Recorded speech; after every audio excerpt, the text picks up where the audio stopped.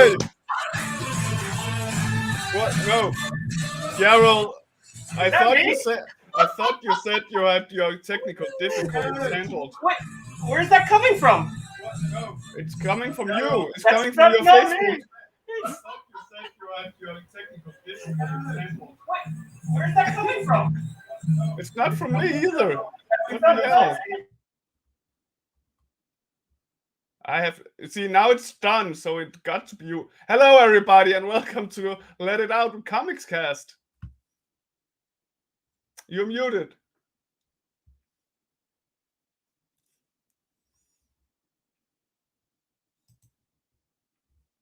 All right, is it good now? Is it done? It is not good. No.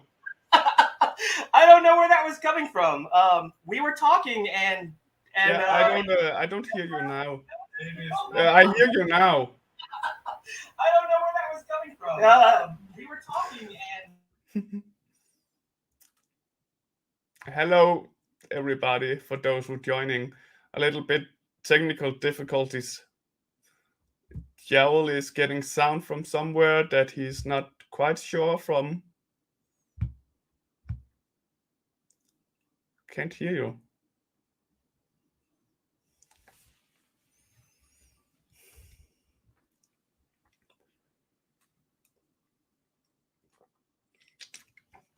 Look at your tabs and look at where there's sound coming from. And you've done that.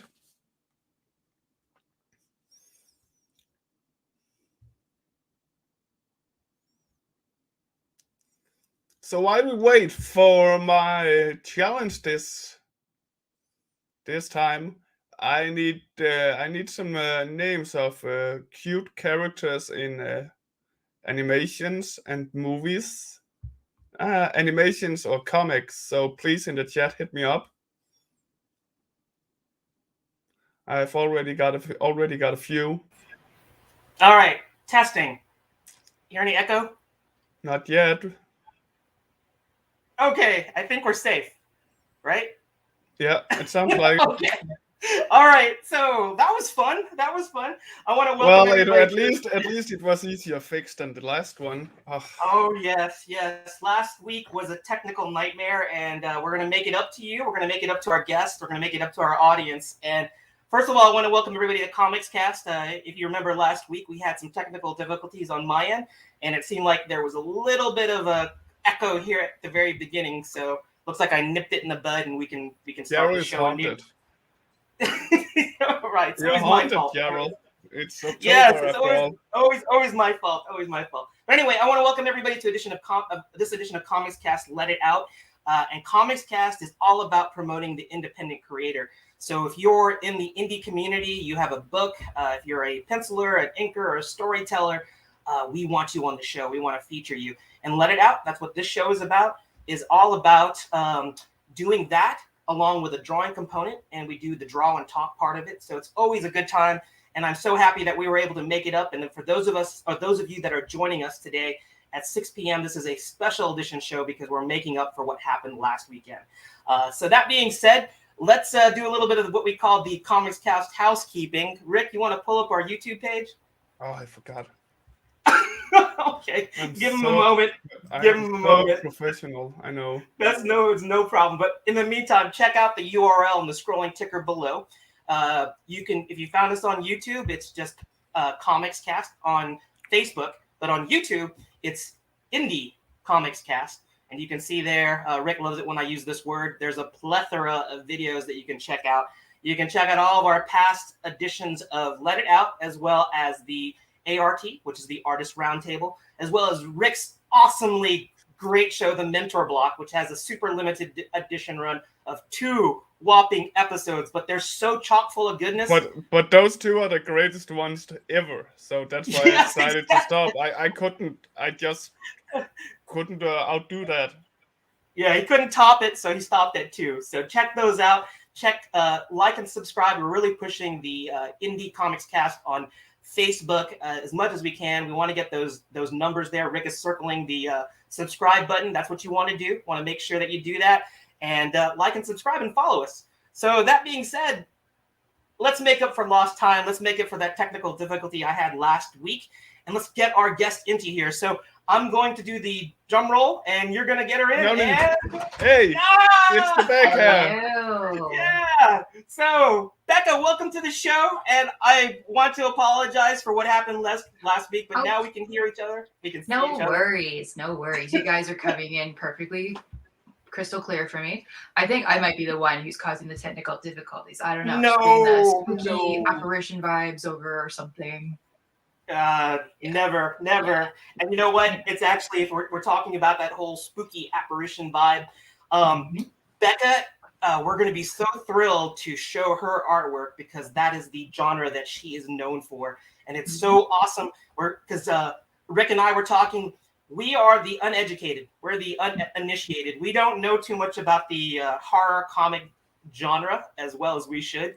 So this is going to be a treat to feature you because you're going to school us. You're going to school our audience, and we get to see this phenomenal art style that I have to say, when Sam Noir introduced me to you, props to Sam Noir. Sam. He just showed me some incredible artwork, and he said that you have this Kickstarter that's going on, and congratulations to you. That Kickstarter is already successfully funded, and last I checked, let me give the specifics. As of today, of a $3,953 goal, US dollars, it is now $5,275 in the green with 141 backers. 4 more days to go, and that's incredible.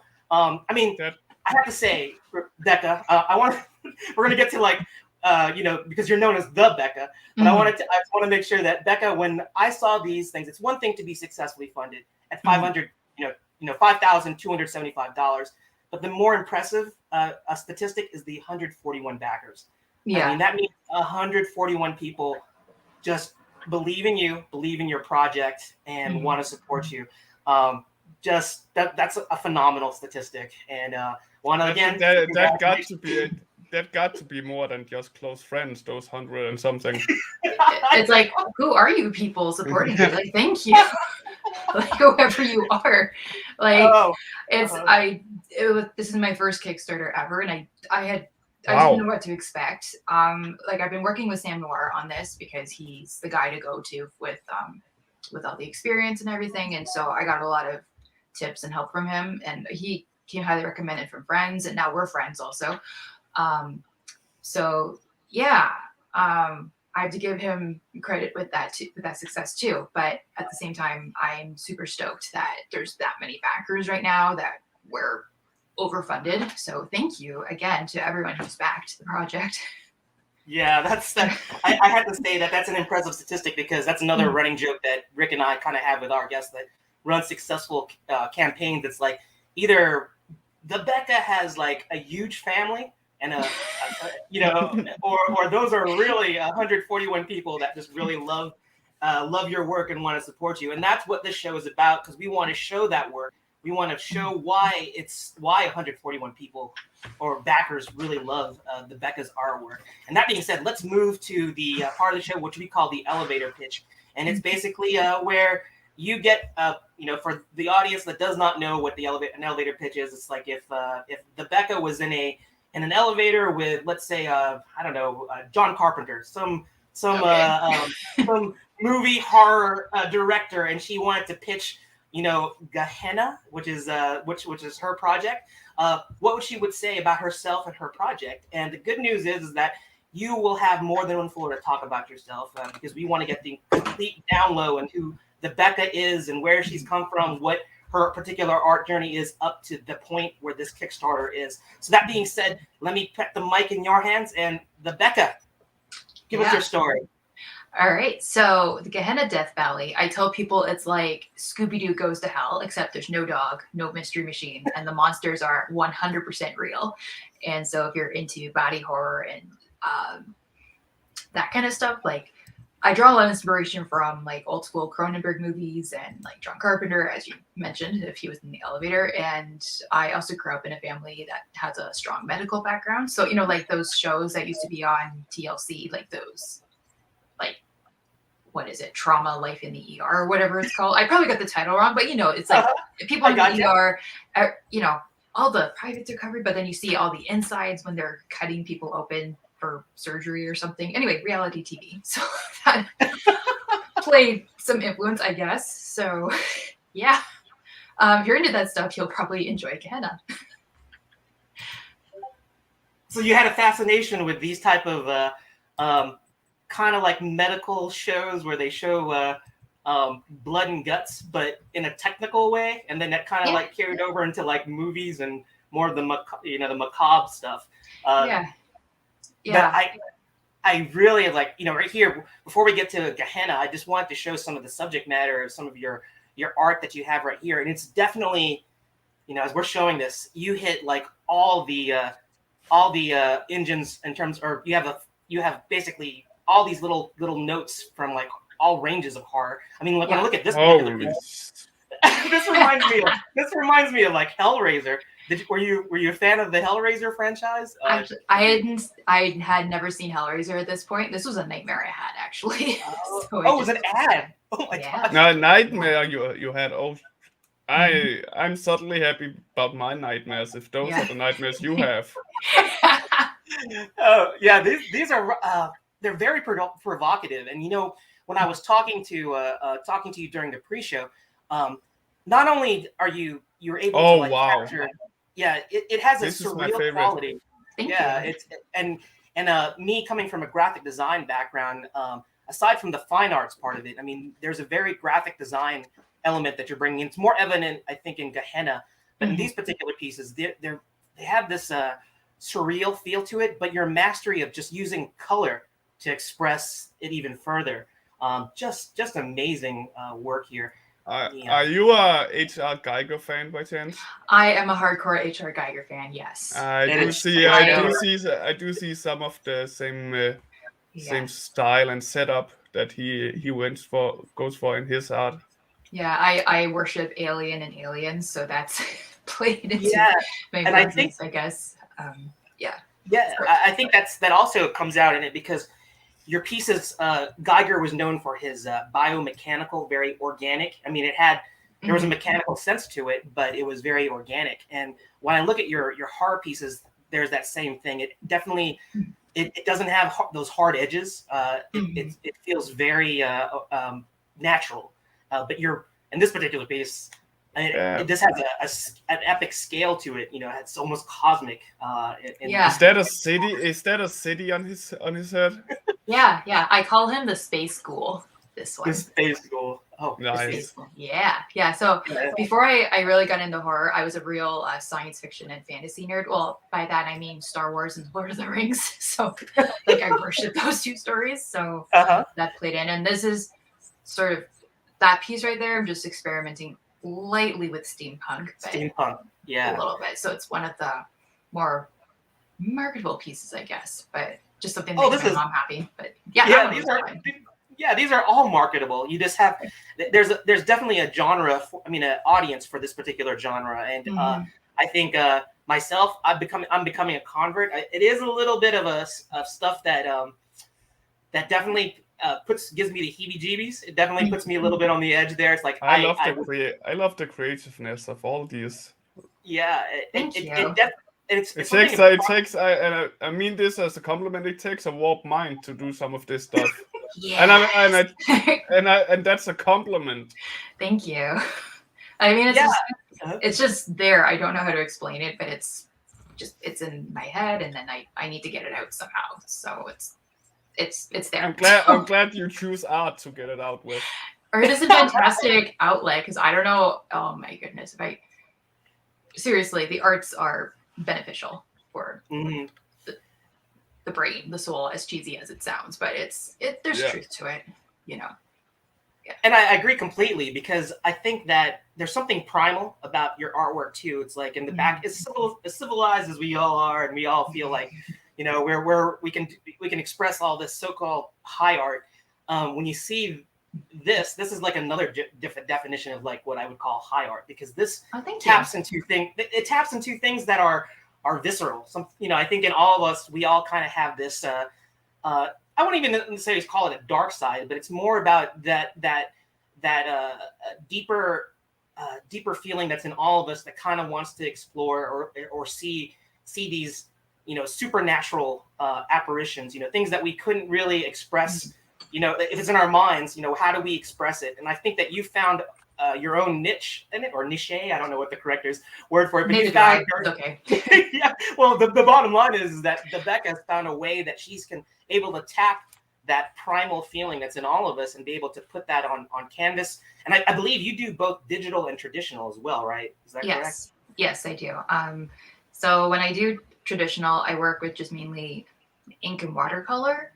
And then with the digital stuff, like I got an iPad Pro and just been experimenting with Procreate just to see what I can do with it. And I've always wanted to try airbrushing, but I'm poor, or rather, I spend my money and on technology. So I'm like, why not get the Procreate program on my iPads? And I've just been having a lot of fun with it, just making whatever. I'm a big fan of Procreate myself. In terms of a iPad app, it's very affordable, and it has all sorts of different features in it. And I guess if just like you, it's like I can't afford to buy one of those really high quality airbrushes, and but there's an airbrush function in there, so it allows you to experiment with that and the color.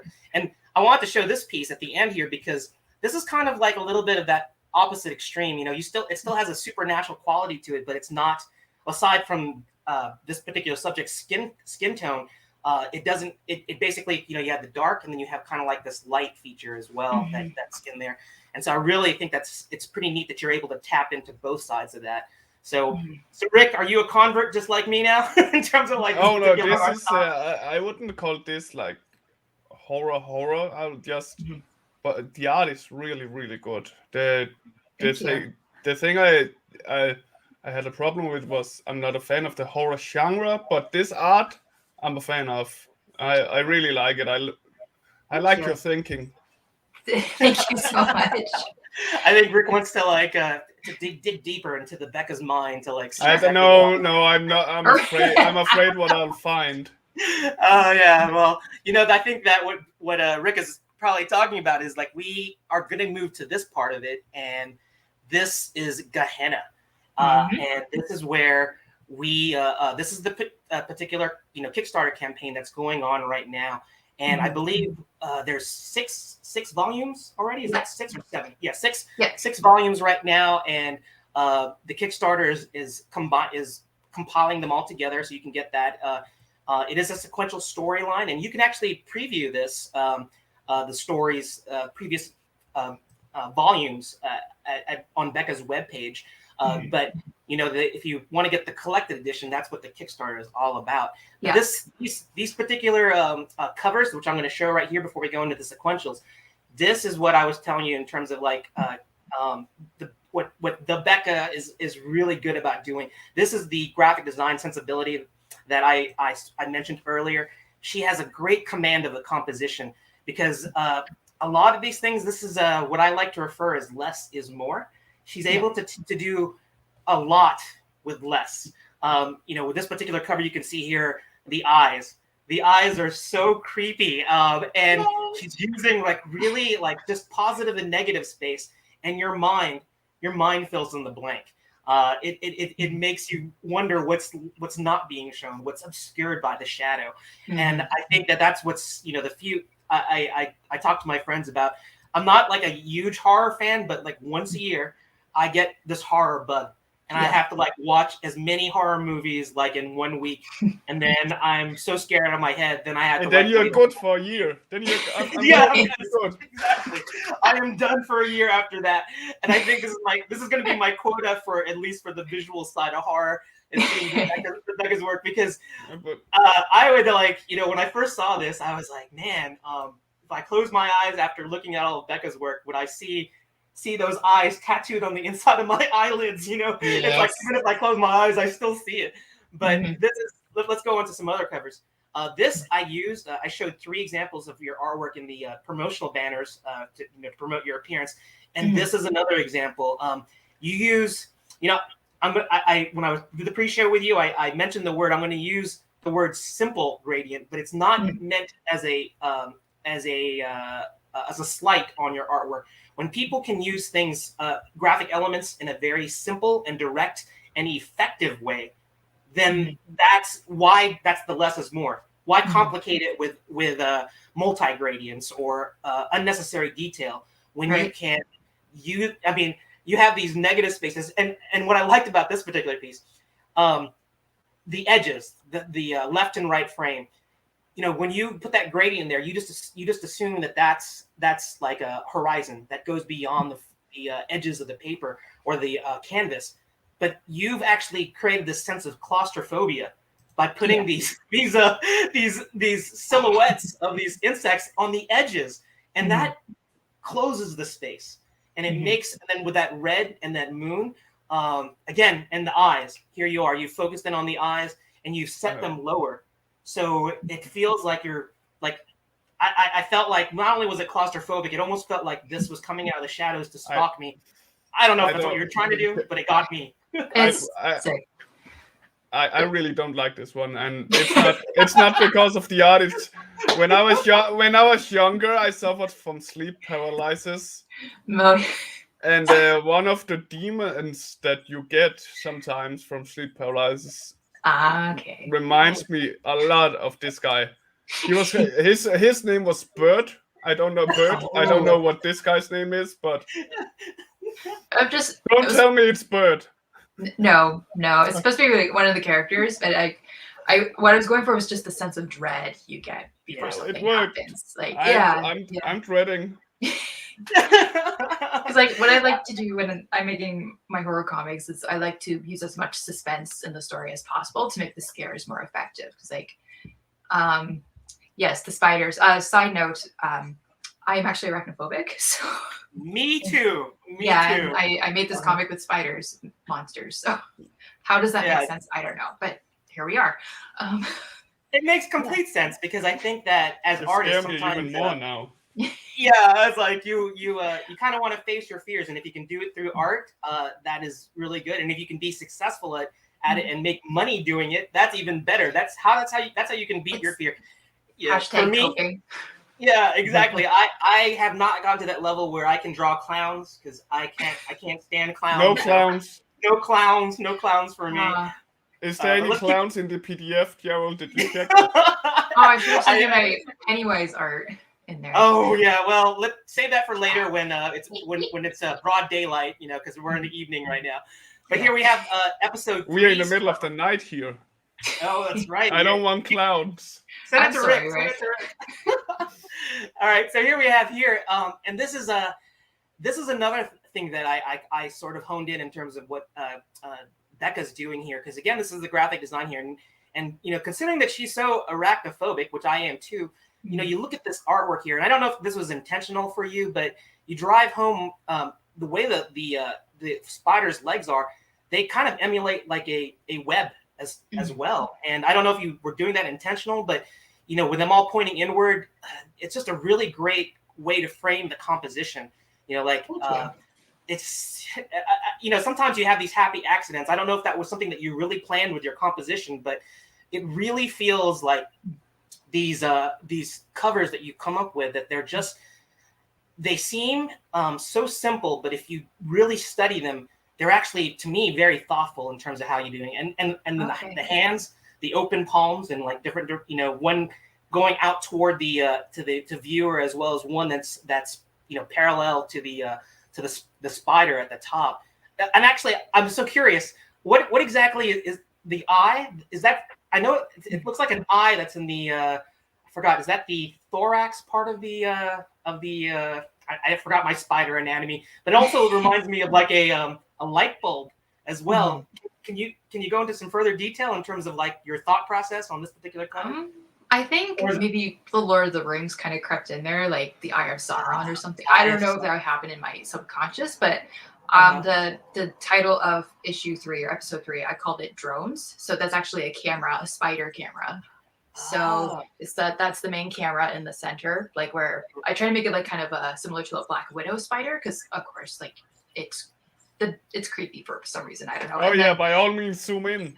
Yeah, and then there's the two smaller eyes are also cameras, and I call it the needle drone because the pinchers, the mandibles at the bottom are needles.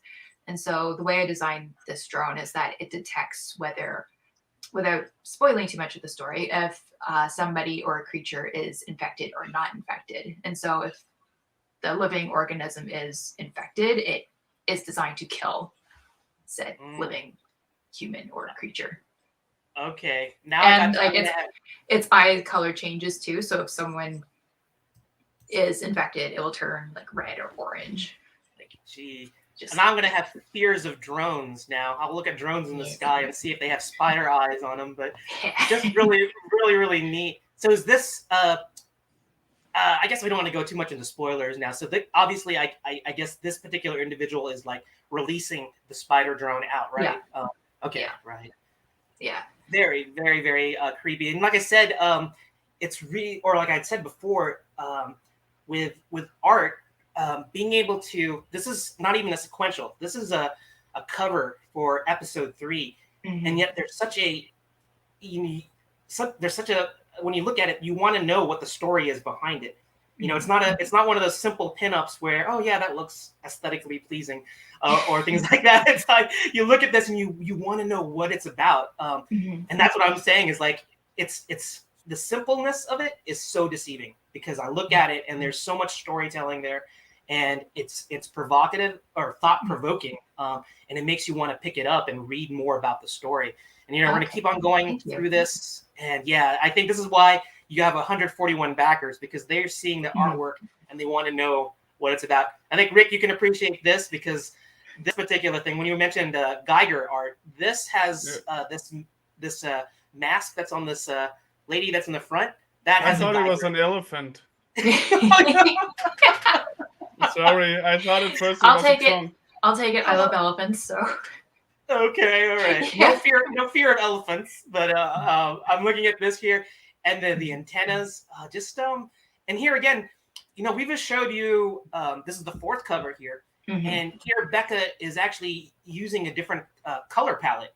And it still has a creepiness about it. You still have that unsettling emotion when you look at this. And of course, you see these characters and their different expressions in it as well. I don't know if you want to talk a little bit about this, like your thought process on this particular cover. Yeah, so episode 4 or issue 4, I called this one phases. So the characters, I try to shape it like the moon phases, but it's just with the characters' heads. So it'd be like the different process of like someone who is fine and the stages of infection, if you will. And the color, your color choice with these pale greens, and was this something? Was there something intentional about it, or was it just something that just looked like really neat as a complementary color to the yellows and the greens? Was there something that was? I don't remember how it happened. It just did, I guess. So for color, sorry, I don't mean to be so vague. It's just I don't understand how I do things either. But I mean, I think it's just I watch a lot of movies and TV shows, and I respond to different, like with genre fiction, I respond to different, how do I put it? If something has a good artistic design, I respond to it, or I'm drawn to it immediately. And I like to look at other things too, whether it's film or fashion or whatever. And I think one film that did play an influence with my color choices was Suspiria, like the old school Suspiria, where there was bright, and colorful, and I think it was the last film shot in Technicolor, but it was extremely gory and horrible, but you couldn't look away from it. It was just weirdly aesthetically pleasing to look at the same time. Yeah. So I just wanted to experiment with weird colors after a while. So I think that's a good way to describe it. It's when you said it's weirdly aesthetically pleasing. That's what I get from this too. I'm looking at it and it's like I want to like because when I look at this piece, if it was done in like reds or blues, I don't think it would have the same kind of impact. With this yellow and the greens, it just really surprised me. Here we go, and we're gonna go into episode 5's cover here, and not spoiler alert, foreshadowing here. This is going to be something that we're going to be live drawing a little bit here. These are the I think you call them the admin soldiers. Yep. And here you're putting a little bit of blood splattering here, and then you have the shattered eyepiece. Creepy, so creepy. And your positive negative space here, just really nice mastery. And then it has like the spider motifs with the fangs and the eyes, things like that. Do you want to? Is that something that you can kind of talk about why they're called admin soldiers, or is that something that you can? Is it a spoiler or? No, that's fine. So admin soldier, I guess it is an acronym for something, basically, without giving too much away. Right. And I was just thinking, like, the characters are deeper and deeper into this mystery, and then all of a sudden there's these other people, so it's like, what's going on? Who are these people who are in charge of everything? So that's where the admin thing came from. I see. Again, it's very vague. And also the cover design, I was still in my Italian horror movie kick. So this is sort of a bit of a homage to Dario Argento's opera. I hope I got the name right. But basically, I have a vague. I think I have seen some of that work. At least you made it sound like you got the name right. That's the most important thing. Yeah. You could say anything you want, and we would just nod our heads because we would just bow down to your. I do believe you got it right from my memory.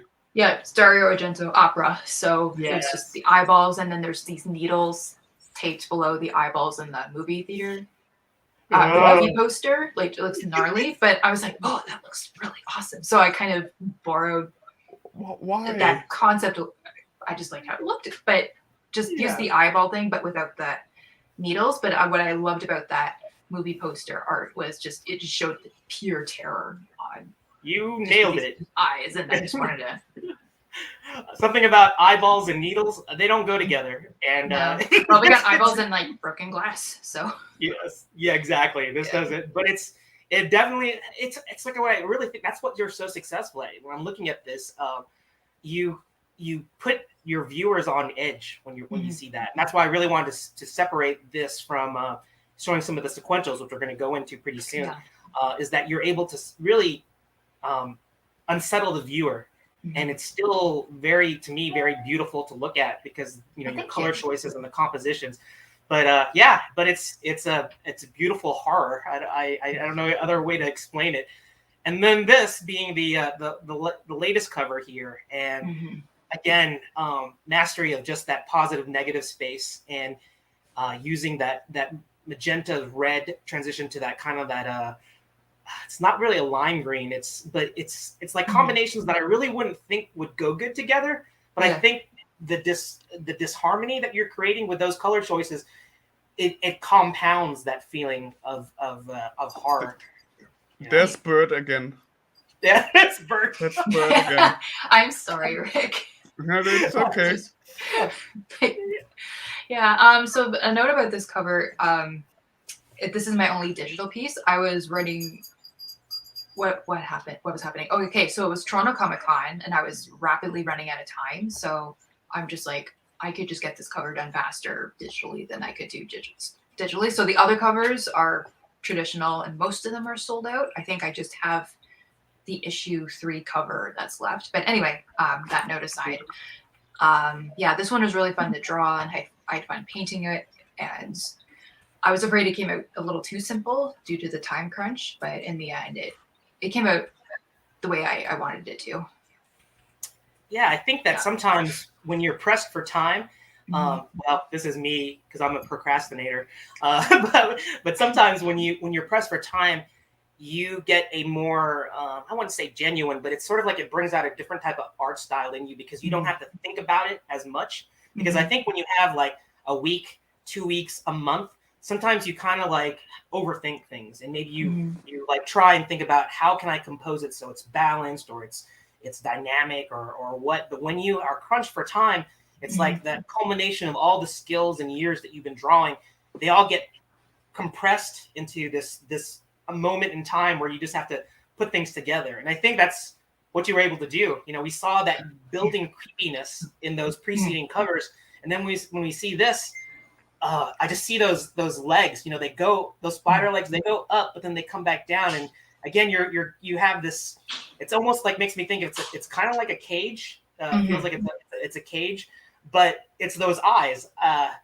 Yeah, those. Anytime you, Becca, all of your artwork, the eyes are what's getting me. Yeah. It's Bert's eyes just totally like pierce through anything. They really like leave a lasting impression on me. And again, I And on me. find myself looking at it. I had hoped I'd never see Bert again, but here he is. Just keeps There's popping more- up. Yeah, there's more of it, Rick, because I got some more stuff to share with our audience here. So let's look at some sequentials, because Okay. we got to see Becca's work, just being able to really imply a story with these really strong graphic designed composition type covers, but she's a very talented sequential artist as well. So let's look at these right here. And I looked at these, and again, just like your covers, it's that less is more. And when I look at the art, I mean the color especially, they feel like they're just somewhat flat colors.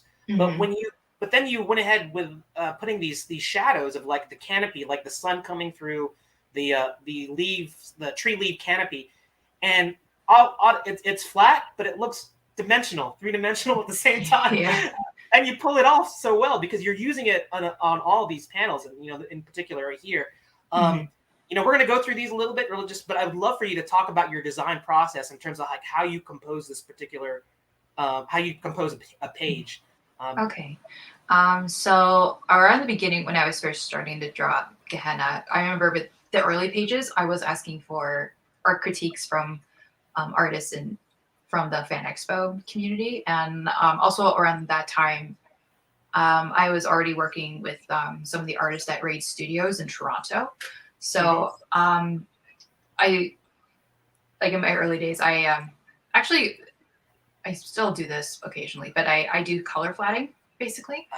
Yes. So for those who don't know what that is, it's basically assistant work, and it's the first step in the coloring process when you're coloring a comic book. But so I took more of a flats approach to it at first, and when making the shadows, I was asking advice from artists like Ian Herring, who was formerly at Raid, and I think I probably asked, who else did I ask? I think Ramon Perez, possibly, and Carrie Nord also, who was a Raid member at the time too. And I forget who said it, but maybe it was Ian or Ramon, but they were like, just use your imagination is what they said. Like I did have photo references, and just side note to the audience, use photo references. They do help. Yes. But Not a bad thing. Not a bad thing. But Yes. For what I didn't have reference for, like just imagine what the leaves would look like, because they are in shadow basically when you're walking in a forest, right? So yeah, and I also think sorry, go ahead. No. I was going to say that if you don't you use photo reference for this, but it's very stylistic, and Well, thank you. And if you don't pull it off, it just looks like a mess, right? It Yes. just wouldn't look. It wouldn't translate. And like, I think you use the thing is that when you put it in there, your imagination will fill in the blanks for what you're doing, but you have to give enough correct visual cues, from photo references and building it off, building the color flats in order to allow the viewer to pick up on it, and then they are immersed in it. They're brought into it, and I can see it. I mean, it gives me, as an establishing shot, it actually gives me a point of time, like when this is happening. You get a sense of what season it is, and you handle it very deftly. That's all I got to say, is that for something that you don't have to go into like crazy amounts of color and detail, you handle it with minimal, without having to go overboard with it. Thank you. Just really, really, really neat. And I'm sorry, I didn't mean to interrupt you. What were you going to say? What was your? I forgot. So it's fine. It's fine. I'm sorry about that. No, don't apologize. It's fine. Yeah, I get so excited about seeing our guest artwork that I really just want to tell you how I appreciate it, because it's so thoughtful. Like, here we go from that outdoor scene, and we go to this, and this is a really good example. Yes, it is, but it's your mastery of I think color theory. We went from that spring-like color palette, with the greens and yellows, and now we're moving into an interior scene, which automatically it evokes the temperature alone. You look at this and you feel like it's cold. You feel you get the sense of dread, and this is the graphic design part of it that I was alluding to, that you're bringing into your storytelling. You don't have to do all these crazy like perspective tricks to like kind of make it look to emphasize the foreshortening of the creature coming at you. It's all there with these flat. It's like I think the way that I want to look at it, it's kind of like cell shading coloring, I guess. Yeah. Is that the way to describe it? Yeah. Phenomenal. You want to talk a little bit about this, how you compose this particular page? I remember there was a lot of 4-letter words going in my head as I was making this page. Thinking, what was I thinking? Making a spider-human hybrid with all these legs and hands and all the things. But then I got over it and everything turned out fine. So, yeah. And also, again, emphasis on arachnophobic right here. So I was, with the facial design of the spider creature, I did use my dog for reference. So there's like a dog in there? Like the eye shape, basically, because she... Yeah, I was about to say, the eye shape. So look up Labradoodles. Basically, that's my dog. And they kind of have this sort of triangular, shadowy pattern thing going on. So I try to make that with his face, just so it was bearable for me to draw him over and over again. Yeah, and I just wanted to make it, even though it's all not real, obviously, it's all fantastical. I just wanted to make it look as believable as possible with all the foreshortening and studying the way the spiders move and how a human would move, like trying to combine both things. And and then the color choices, like I said, I watch way too many cartoons and whatnot, so I think it's largely influenced by that. And also, again, with a lot of great advice from Raid Studio and from Ian too. But going in, I did purposefully go in with, I wanted a different color palette choices for when they were above ground and underground. Because like I did go into caves I was visiting family in Mexico, and we were in the desert somewhere in northern Mexico, and there were these caves we were at, and it was just so much colder than it was outside. And that left a huge impression on me, and just it was dark, and there were a lot of, don't go over there because it's a bottomless pit and you'll die. I'm like, don't go over there. You might die if you go over there. That's what they're basically saying. Basically, and then there was like a mummified donkey in there and stuff, and I'm just like, what? Okay, all right. Where do you go in Mexico to see a mummified donkey in a cave? That is crazy. So crazy. It's some place that was nearby San Pedro or Torreon, around that area. I forget the location. I know it's terrible, but yeah. It is Mexico, so. It's I was gonna say maybe it was a chupacabra that was in that cave. Maybe that was mummified. But do you do the lettering for your book too, or do you have another letterer that does this? For this one, I did the lettering myself because I am too poor to hire anybody else. So it was this DIY. I was going to tell you, you handle it so well. It's well, thank you. This is another talent for Becka here, because I mean, Rick can appreciate a good bleach, there, but I really like. I was doing this bleach. The sound effect. I was about to say that. I guess I'm not even doing it justice to your awesome lettering here, but it's just it's okay. It's really cool.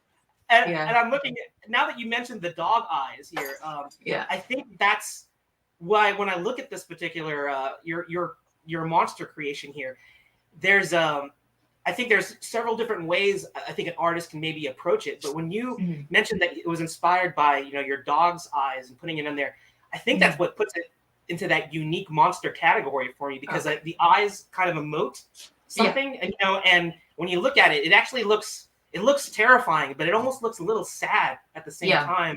And I think you really can, especially with those it being so inset into that dark negative space. They almost look like skull orbitals for the eyes when they're missing, and since they're much more larger than the actual eyes, it adds to it. It almost has that what is that I forgot the name of the character, and I know what you did last summer, that the mask that the No, you no, know had. that's called Scream. Know your horror Oh, movies. Oh, please. that is Scream. My bad. Oh, Scream. Okay. Yes, you are correct. Wow, we See, suck, Gerald. Rick says that he doesn't know. I know horror what you movies. did last summer is a guy Music. with a hook.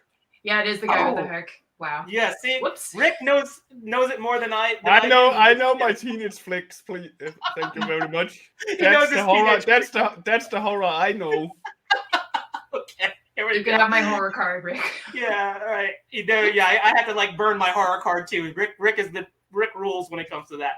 Now here, this particular panel, because now we have a combination of semi-warm colors that you're putting in with cool colors too, and then you have these again with your lettering techniques here.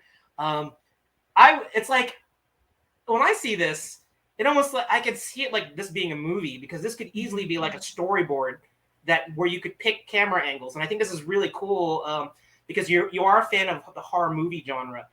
So I guess if Gehenna became a movie, you could like lift this, and make this exactly, pull these into storyboards because you even have.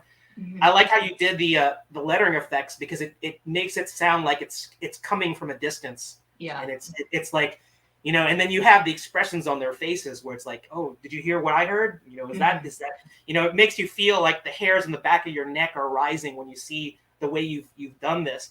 And then you have that last panel where you have that character and she's like, almost like having her ear up against something that's like kind of like living. And she's like it has like a heartbeat or something like that. And I don't know if that's what it was, but when I was looking at it, it feels like to me that because you've purposely made it a different color. It's gone from this blue palette to it's not warm, but it's getting there. So I see that this really effective storytelling, and I love the expressions in your characters' faces here. Let's keep on going. I want to get to this. And now we've gone back outside with this particular piece. So now we have a combination of. Hang on. Okay. I have to say, was that a Ventress in the other pic? Was that a what? A Ventress from Star Wars, the Sith female from Star Wars. If you go back one, it looks. When I skimmed it over, it looked a lot like her at first. Yeah, maybe there's. I don't know if you're a big fan of it. No, in the last there, yeah, a little bit. But you did say you were a Star Wars fan, so yeah. When I was a kid, I worshipped Star Wars. I even still have the toys. Like, don't be ashamed of that. That's awesome. They can have that. And actually, now that we're looking back at this particular piece, like these background elements, they almost look like mouths with fangs and things. I mean, I think that plays into that whole organic thing that about. Where it's a living thing, even though it's underground. Yeah. Just really, really neat things that you're implying in all your artwork. And then we have this. It's going back to it. It's going back above ground, so we have a different color palette. So obviously it's warmer.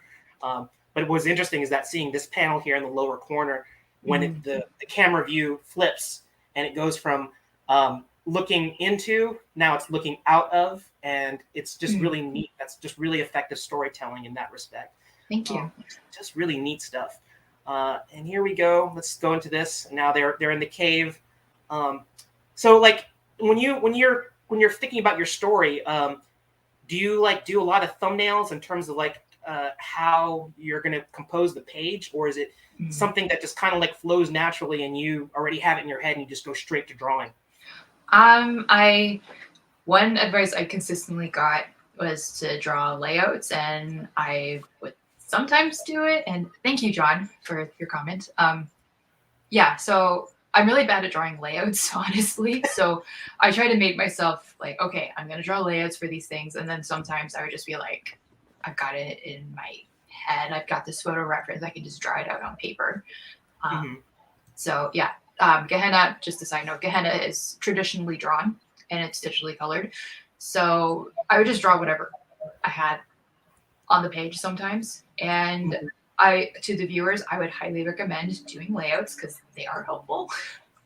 Because sometimes the ideas didn't always work what I had in my head.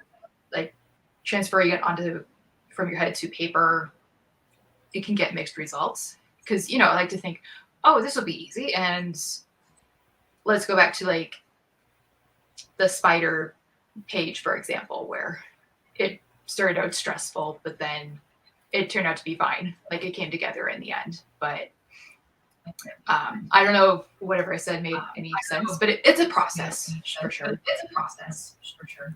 It makes complete sense. I think that, yeah. Go ahead, Rick. We are hearing echoes again for somewhere. Okay. I'm getting a slight Echoes? echo too. Okay. Yeah. Yeah, my computer seems to be slowing down a little bit. I don't know if it's coming from my end, but let's go ahead and show this last sequential here. Okay. Yeah. And what I really liked about this one is like this top panel. You really, as a viewer, as somebody who's reading it, I just like the perspective that you chose, because you have like a really far background, and then you have this character that's in the mid background. You got somebody in the foreground, and then you have somebody in the extreme foreground looking in. I think this is and then you have the composition actually coming straight down. It's the background of the panels below it. I thought this was one of the really strong sequential pages that you've done. I thought it was really brilliant the way that you handled it, because you really get the sense of they're being watched. Yeah. Like that these the characters, the unwitting teens, they're going through the cave. They're oblivious to what's going on, but there's somebody that's stalking them. I really got that sense of dread. Well, thank you. I just for besides arachnophobia, I also wanted to get the fear of being watched, because like thinking of that just creeps me out too. And so I just wanted to recreate that on this page. But just the thought of you're being watched and you don't know about it kind of thing. Yeah, you definitely. I think I was really like going and saying, okay, she's gonna go further and further and further, and then it's like, no, that's exactly what it is. You do feel like you're getting watched. Sorry, I'm running. I just ran. I had something in my head, and then I ran out of words. I'm just sorry. My dog is in here, and she wants to get out. So I'm very distracted. All of the stress. Yeah. Well, that being said, I think this would be a perfect time for us to actually start into our first drawing challenge here. So just like in the past, we encourage our audience to draw along with us. And I think let me go ahead and show what our first drawing challenge is going to be. And I think my computer It's going to be something cute. Yeah, it's going to be not Bert. It's going to be Ernie. So here we're gonna draw. I think Becca kind of told me there's not a name that's been revealed for it. We're just gonna call it the spider creature. Yeah. His name has been accidentally dropped, but it's fine. It's fine. I'm the kind of person, I'm super laid back with spoilers. If there's a movie or something, I read all the spoilers because I love it. But just because there's people, that don't want spoilers, I'm just like, okay, let's hold it back, I guess. But yes, we're just going with spider creature for now. He doesn't have a name, so just call him Paul. Paul, yeah, sure. Paul. Yep. Paul the spider creature. So I would like our audience to kind of like just take a screen capture of this. We encourage you to draw along with us, and then what you could do is you can post it to the art show, which is our sister page, and just let Rick know in the comments chat section that you did draw along with us, and that way we can make sure that we can pull it out to be able to show what you did, and we can share it, and basically show Becca what some really cool fan art is of some of her characters here.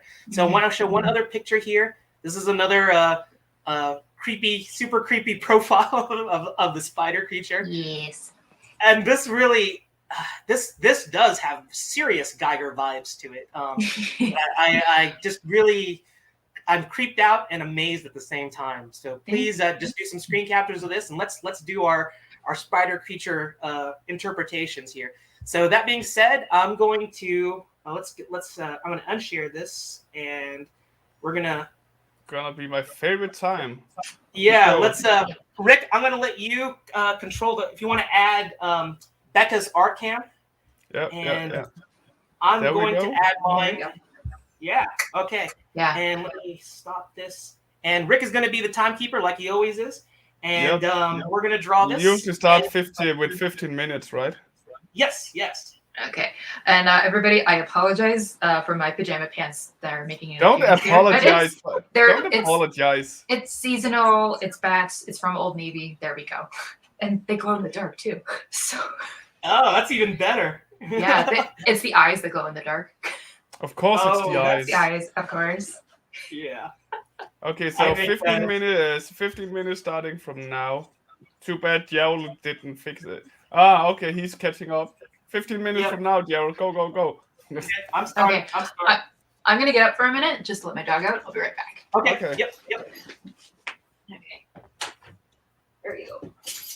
So Rick, just for a point of technical things, I noticed that my stream seems to be getting a little laggy. Am I lagging a little? No, you seem to be fine for me. Yeah. The Yeah, only you're problem good. is the only problem is some echoing here and there sometimes. Some But echo. Okay. Okay. I was getting some echoing, but it's yeah, it's gone now. Luckily. Yeah. I don't know why. Anyways, it's Yeah. nothing major bad, and it worked out. Okay. All right. Let's So go back ahead to how did you pronounce it in a weird way, like Gehenna? Yeah. Not Yeah. Gehenna, Gehenna. Yeah, What? when I did my research on the word Gehenna, which is basically it's another word for hell or an ancient word for hell. The pronunciation, at least the North American pronunciation, was Gehenna. So I'm like, okay, sure. So we'll just go with Gehenna, I guess, unless if it's pronounced differently and someone corrects me. Well, that just answered my first question, where that name came from. Mm-hmm. So Yeah. you're fast. You know my questions before I ask them. Wow. This is a skill I didn't know I had. So, Yeah. Well, answer my next question then. okay. No, I mean Not working this time. Okay. So, what was your first horror movie that really gripped you and got you into it? Do you remember? It was Bride of Frankenstein, actually. So interesting. Yeah. Oh, So side note, I grew up in a more conservative religious household. Like everything's cool now, but like horror movies and Halloween were banned.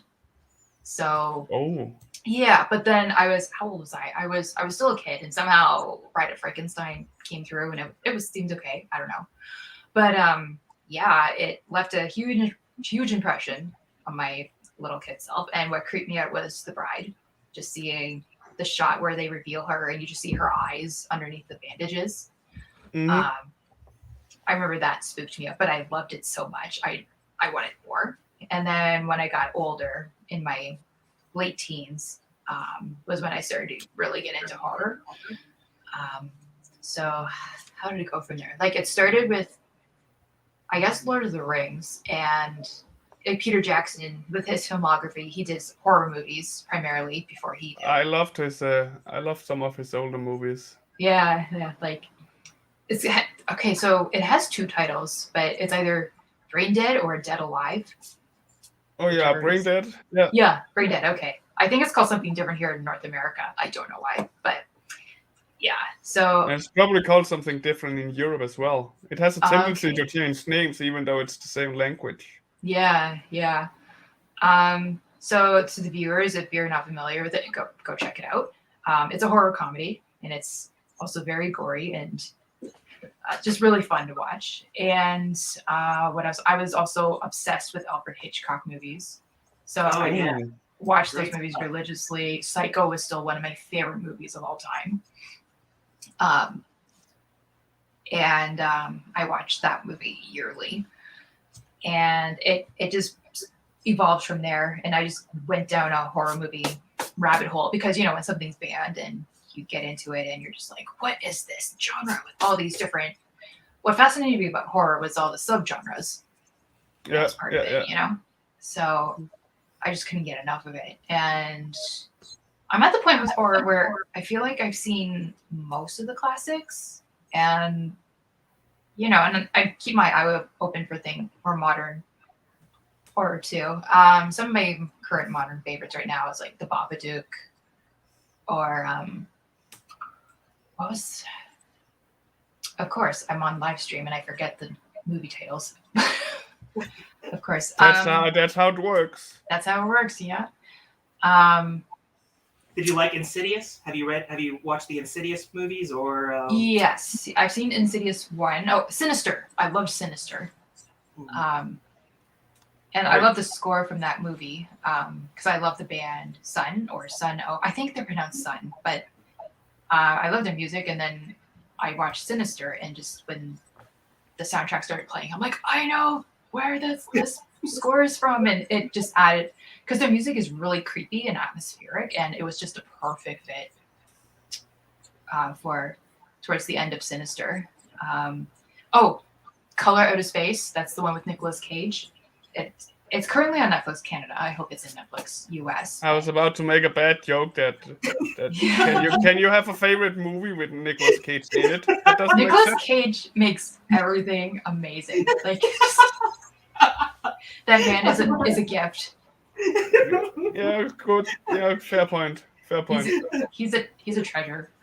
Like, Actually, I liked him in National Treasure. I thought he was a great actor in that movie. I liked him in The Rock. I don't know if he was that good in Ghost Rider though. I mean, a friend of mine once said that with Nicolas Cage, what you can expect is it's two bad movies, one great movie. And so far, from what I can tell, from what I've seen, he's kind of right. Mm-hmm. I mean, he makes a lot. When he makes good movies, he makes great movies. When he makes bad movies, he makes cult-like bad movies. You know, they're so bad that they get good just because of it. Yeah.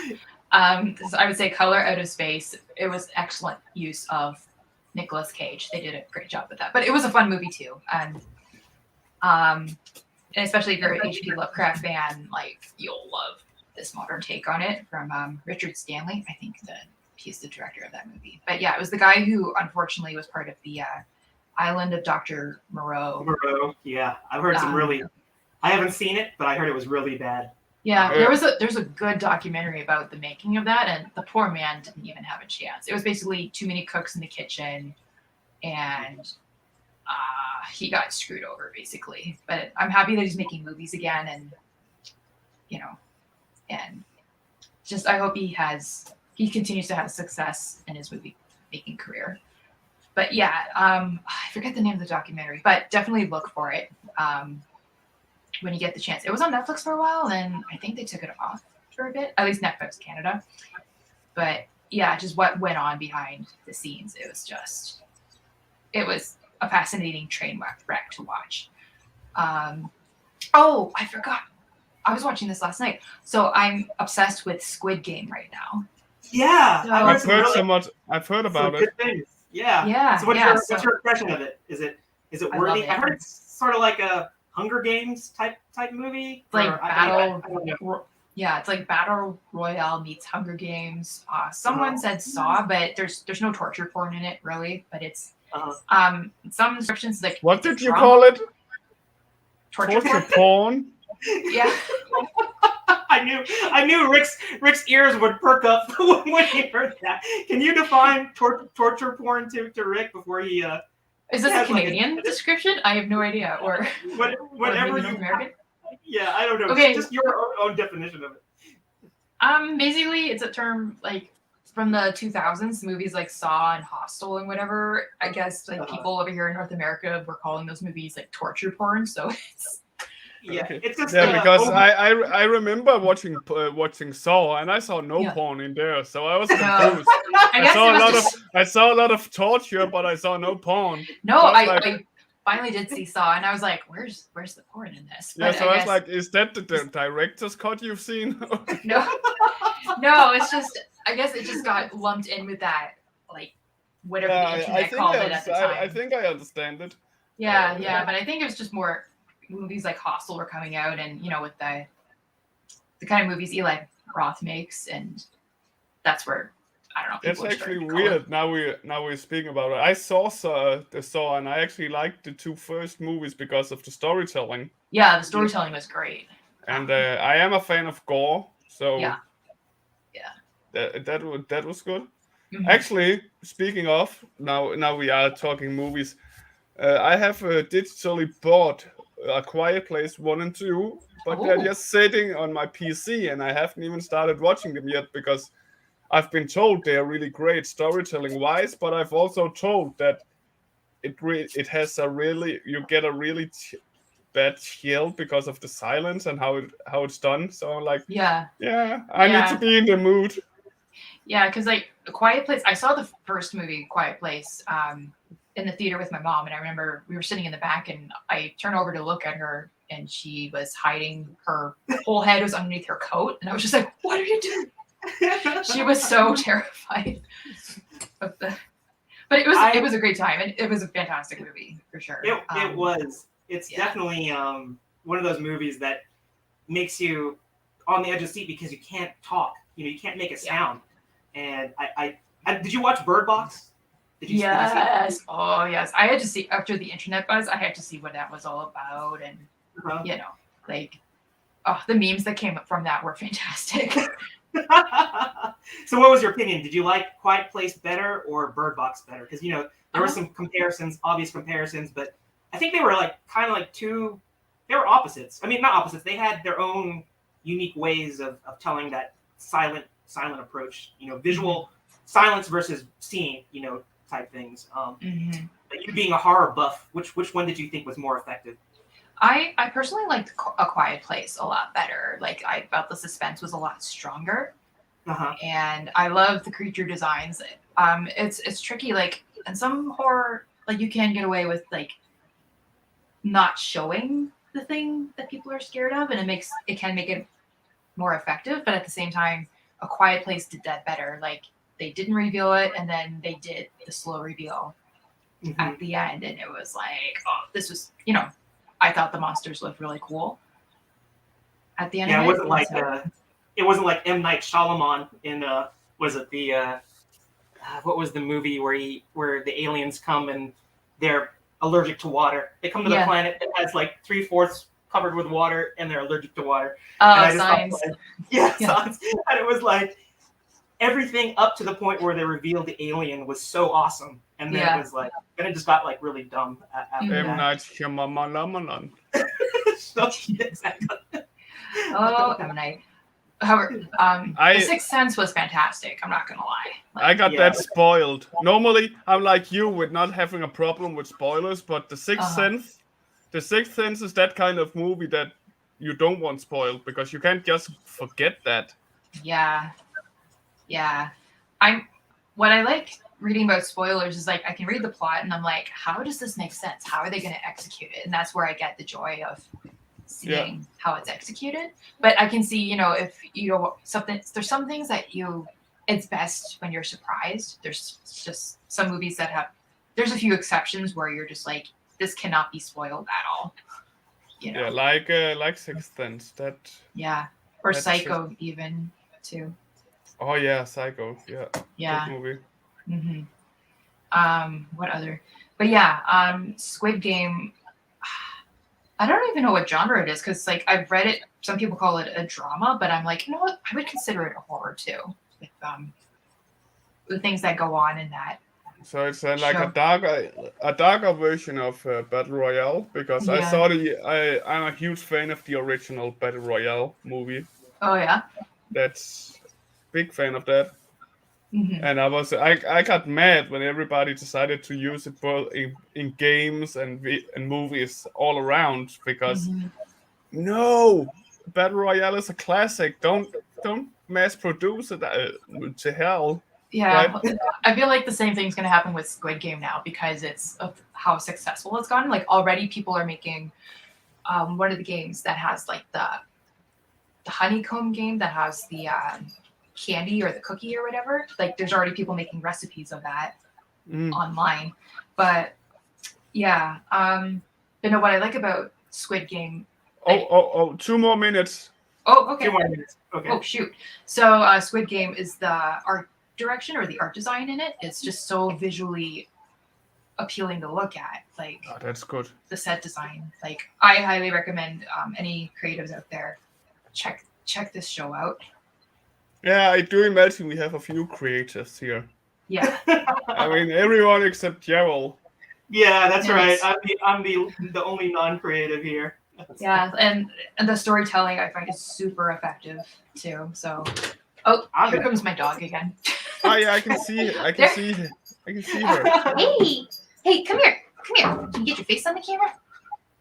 Come on. Oh, Let's see that's those so eyes. cute. Let's see those eyes. Come on. Oh yeah, he has Gehenna, or she has the Gehenna eyes. Yeah, I don't know if it's hard with the black on black, but yeah. There we go. Good dog. Yeah. Good girl. Yeah. Okay. Yeah.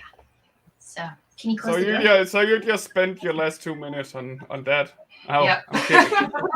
it was worth it. Surely worth it. It's a good dog. How old is she? She's 10 years old, but doesn't act like it at all. That's kind of like Gerald. He's about 70 and he doesn't act like it. That's so true. Ouch. I never grew up. So yeah, pencils down, everybody. Okay. Pencils down. Okay. I spent too much time talking, not And, much drawing. Hang on. Also, Gerald, your There we cam go. started lagging towards like mid of it all, but yeah, let's see Okay. yours. Okay, I can bring that. Oh wow. Ugh. Okay. There we Look at go. that. So I'll ink it and color it and post it on mine when it's Yes. done. Nice. So yeah. good. Thank you. So good. Okay, I want to see other people's stuff. I want to see what you draw. Yeah, let's see what Gerald did. Yeah. Okay, let's I won't touch any buttons. I'll let Rick. Oh wow, yeah. I like that. Yeah, I didn't get a chance to. I'm so out of practice, but I really want to like do what Becka did with her work, where it makes it look like the spider creature is like coming out. You know, she's so good at using the effective foreshortening. I wasn't able to do as well as she did in such a short amount of time. Okay, well, you did better than me. I didn't even draw arms on mine. Well, you're so good at it. You don't even need to draw the arms. It's the eyes. The eyes. I think I failed with my eyes. They don't quite. No, it still looks sad. Yours still looks sad. You got its soul. I would be sad as well if I were drawn by you. So Oh, hard. I need to, for any new viewers, this is just me joking. I adore Gerald's work, but this is just what I do here. I joke. Oh. Yeah. So anyway, it's like I appreciate that, and I really like what Becka did. Did anybody draw along with us, Rick? Did anybody in the comments? I have not yet seen any. I have not yet gotten any comment about it being done. The problem is that we are so late. Oh, we got one done. We got one done here. Ooh. From our loyal our most loyal followers. Okay. Sarah Semper. Hang on. Okay. Let me. There we go. Oh wow. Ooh. She captured that whole coming at you feel with it too. Yeah, great job. And Rick Medina will be posting his shortly. hi, Vic. So I want to comment on Sarah's piece from a composition standpoint. And right now I can really see it because it's still in its very preliminary state. But composition-wise, you can see the triangles as they're pointing outwards that she's created with the arms, and how that really makes it really feel like it's coming at you. Just a really excellent starting composition point. And that the way that you have the hands and how the elbow is pointing outward and the hand is getting larger coming towards you. You really feel like, you're like on your back and you're trying to get away. You're trying to scurry down a narrow cave, and then you have this spider creature that's coming up right at your feet. It really. Paul just wants a hug. Yeah, exactly. Give me a hug. Give me a hug. Really well done, Sarah. Yeah, it's a great job, Sarah. He just wants a friend. Yeah, he just wants a friend. Yeah. I will share just update and holy this is what I love about doing this. I'm the first one to see some of these, and I absolutely look at this. This is from Rick Medina. Oh, dude. I haven't. I'm starting to lag. I can't see it. Oh no. my gosh! Oh my gosh! Dude, that's amazing. Nick! This That is. looks Wow. crazy good. I love this and how he just used contrast to set its own like we spoke earlier about how you did with your cover, Becca. This That is is really good. That's a great use of shadow. Yeah. Well done. I like Nick. how Yeah. he used whites to draw. I think that looks incredible. Good job. Nah, he used black. He had the time to use black. No. Oh, so well done. Oh, so well done. Great job. Really good job, guys. You as well, Gerald. You were fine. Yeah, I know. I'm the one who's letting everybody down. You know what? I just want to give everybody a heads up. You know, I knew my luck couldn't hold out. It may look like everything is good on your end, but I'm watching the stream and it looks like I'm getting laggy for some reason. So Rick, if I hopefully I won't cut out, but we will if it does happen, we will handle it without you. Okay. a good way to put it there. All right, so great. Sarah and Vic, thank you for drawing along with us. I hope we can get more people to draw along with us, but we're going to keep on moving along to going to the second challenge, which is Rick's favorite challenge because it's the co-host Rick challenge. And that's where he gets to dictate what my guest or what our guest and what I will be drawing. So Rick, lay it on us. What is going to be the Rick challenge for today? So in honor of this is going to be, I was about to say horrific stream. Horror effect, is that the word? Sure. Horror. Yeah. Catchy. I decided to grab a lot of cute looking, like fun, like sweet characters, and the challenge is to make them into whatever that you land on, make them into a horror version of them. Oh, horror version. Okay. I like Horror this. minion. Yeah. So before we start, do you have any more you'd like to add, Becca? Let's see. I feel I got a good. That's a good selection. I just can't think of anything right now. How about you, Gerald? I'm already intimidated, so you if don't I- need to. You don't want to add more intimidation. Okay. No, I don't. Is there something like? Sorry to interrupt. Is there something like super cute that we can add that we can make it horrible? Like that's what I'm thinking. That's kind of what I tried here. I really hope someone gets Bubbles from Powerpuff Girls. Let's add Bubbles. Sure. No, she's already there. Oh, she's already I really there. hope someone. Okay, someone awesome. Okay. Someone lands on her Now I because see that. Yeah. she's probably the cutest of them all. Yeah. Sarah Sember says we need a poo. We already got Piglet, but we can have Winnie the Pooh as well. Okay. Okay. Last few seconds to think about it while I shuffle it. Sailor Moon. I don't know. Sailor Moon. Ooh. You know, it's funny. You're the guest, so you decide. Peppa Pig. Oh. Peppa Pig. Oh yeah, that's a good one. I was just thinking like my niece and nephew were over here, and that was all that was on the TV. So. Yes. Yes, I got nieces as well, and yeah. Peppa Pig just after 5 hours, it's just no more. Yeah.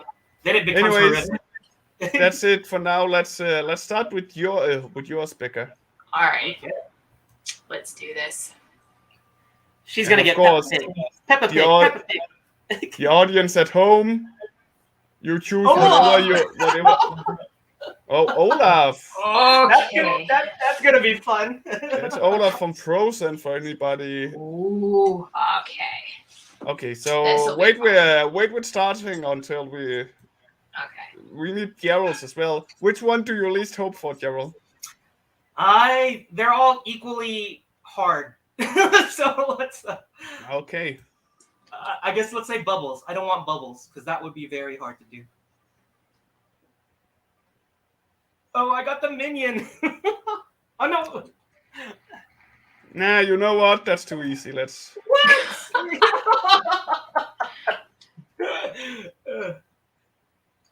Yes! Oh, Yes! Great. Yes!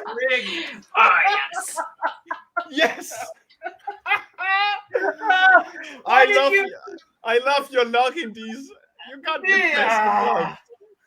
All right, how am I gonna make? There's a reason why this is called the Wheel of Gerald's Misfortune. Oh yeah, completely. All righty, the challenge has been made. So I'm going to be doing Bubbles and making her a horror character, and Becca is going to be doing Olaf. That's going to be fun. Wilson. All right. Okay. So 20 minutes from now. 20 minutes. Gee, what am I going to do? All right. Okay. I'm gonna fight with mine. Yeah, she's already started. Her brain is just instantly when it came up with an idea. Okay. All right. I will think of I something. agree with Sarah here. The law of attraction works magics on Gerald with the wheel. It's right, because as I recall, every time I ask you which one you want the least, that's the one you end up getting. That's true. It's like the universe knows. I think Rick has his thumb on the wheel, and that's what it is. He can that's why he asked me like which one would I not want to get, and that way he can affect it. So I know a guy that tends to do this on YouTube that I'm really big fan of. I have to show you Becca afterwards. Okay. I think you would love it as well. Okay, I'm down. I definitely want to see that. So were you a fan of the Powerpuff Girls, Becca? Did you Yes, I watched that show religiously. Yep. Same here. Yep. Big fan. I was big fan of Jendy Tartakowski overall, really myself. Oh, sorry. yeah. What shows did you guys watch? All of his shows. He especially Samurai Jack. Oh yes, that one gets lots of praise from. I was a big fan. many I was people. also his newer ones, Primal. Oh yeah. Also a really good one. I liked his Clone Wars was really good. Like before the Clone Wars cartoon and CG. Yeah.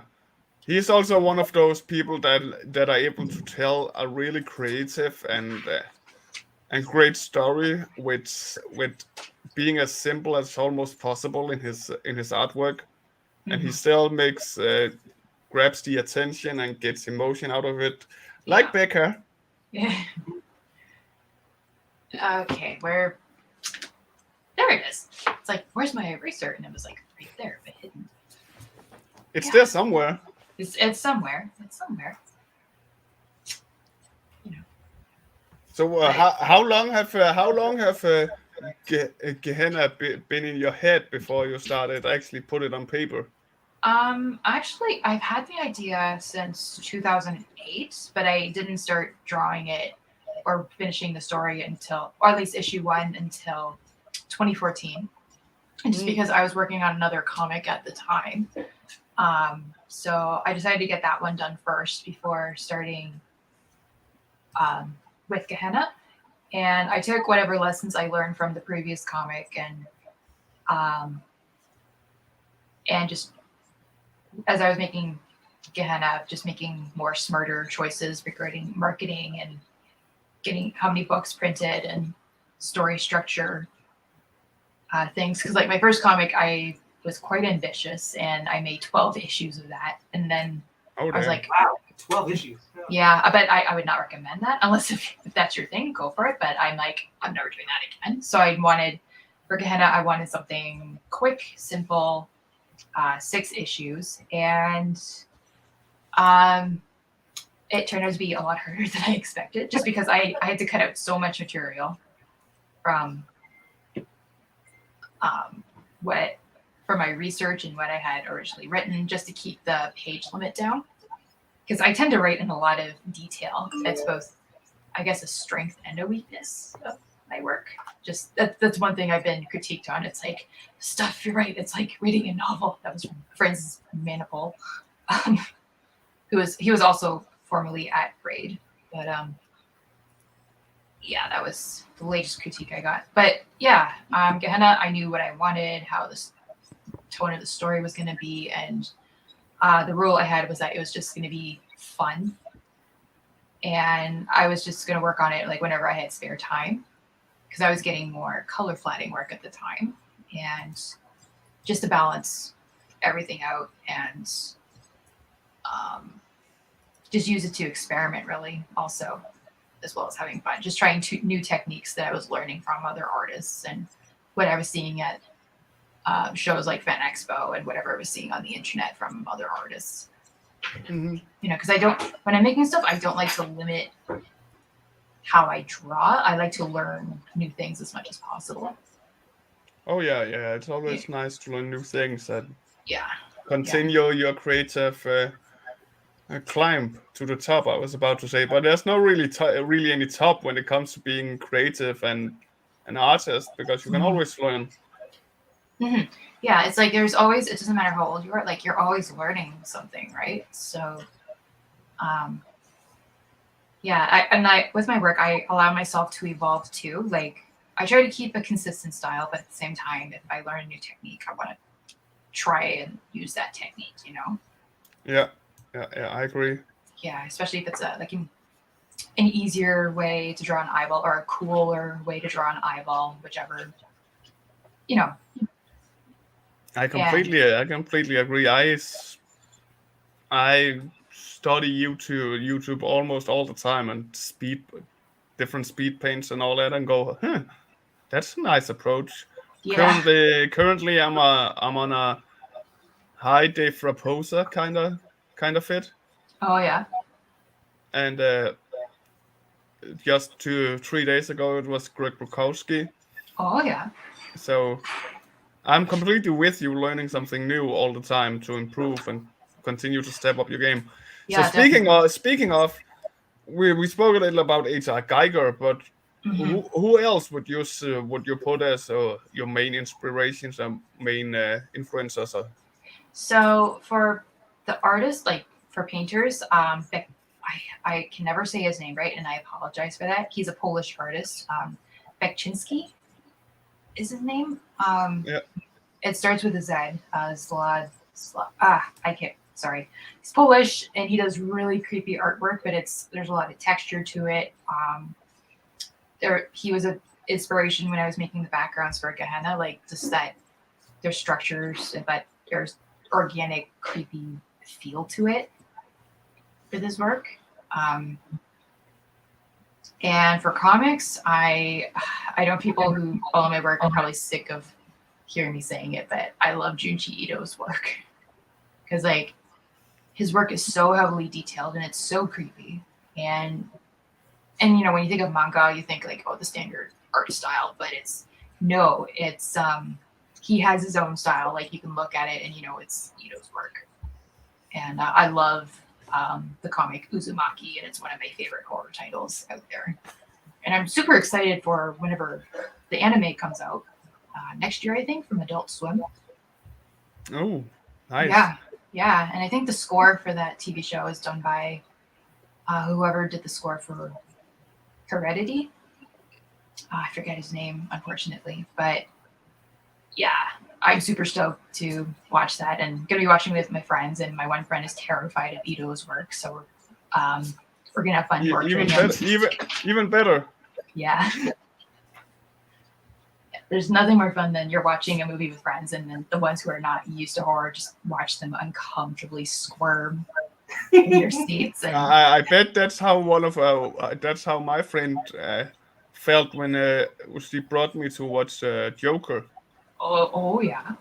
I when I say I'm afraid of clowns, I mean it. It's not just something funny. I'm literally scared of clowns, and I do believe I've shared this on the show before, but I accidentally woke up at night and the television in the living room was still running. My mom was fast asleep on the couch, and I saw a sweet clown.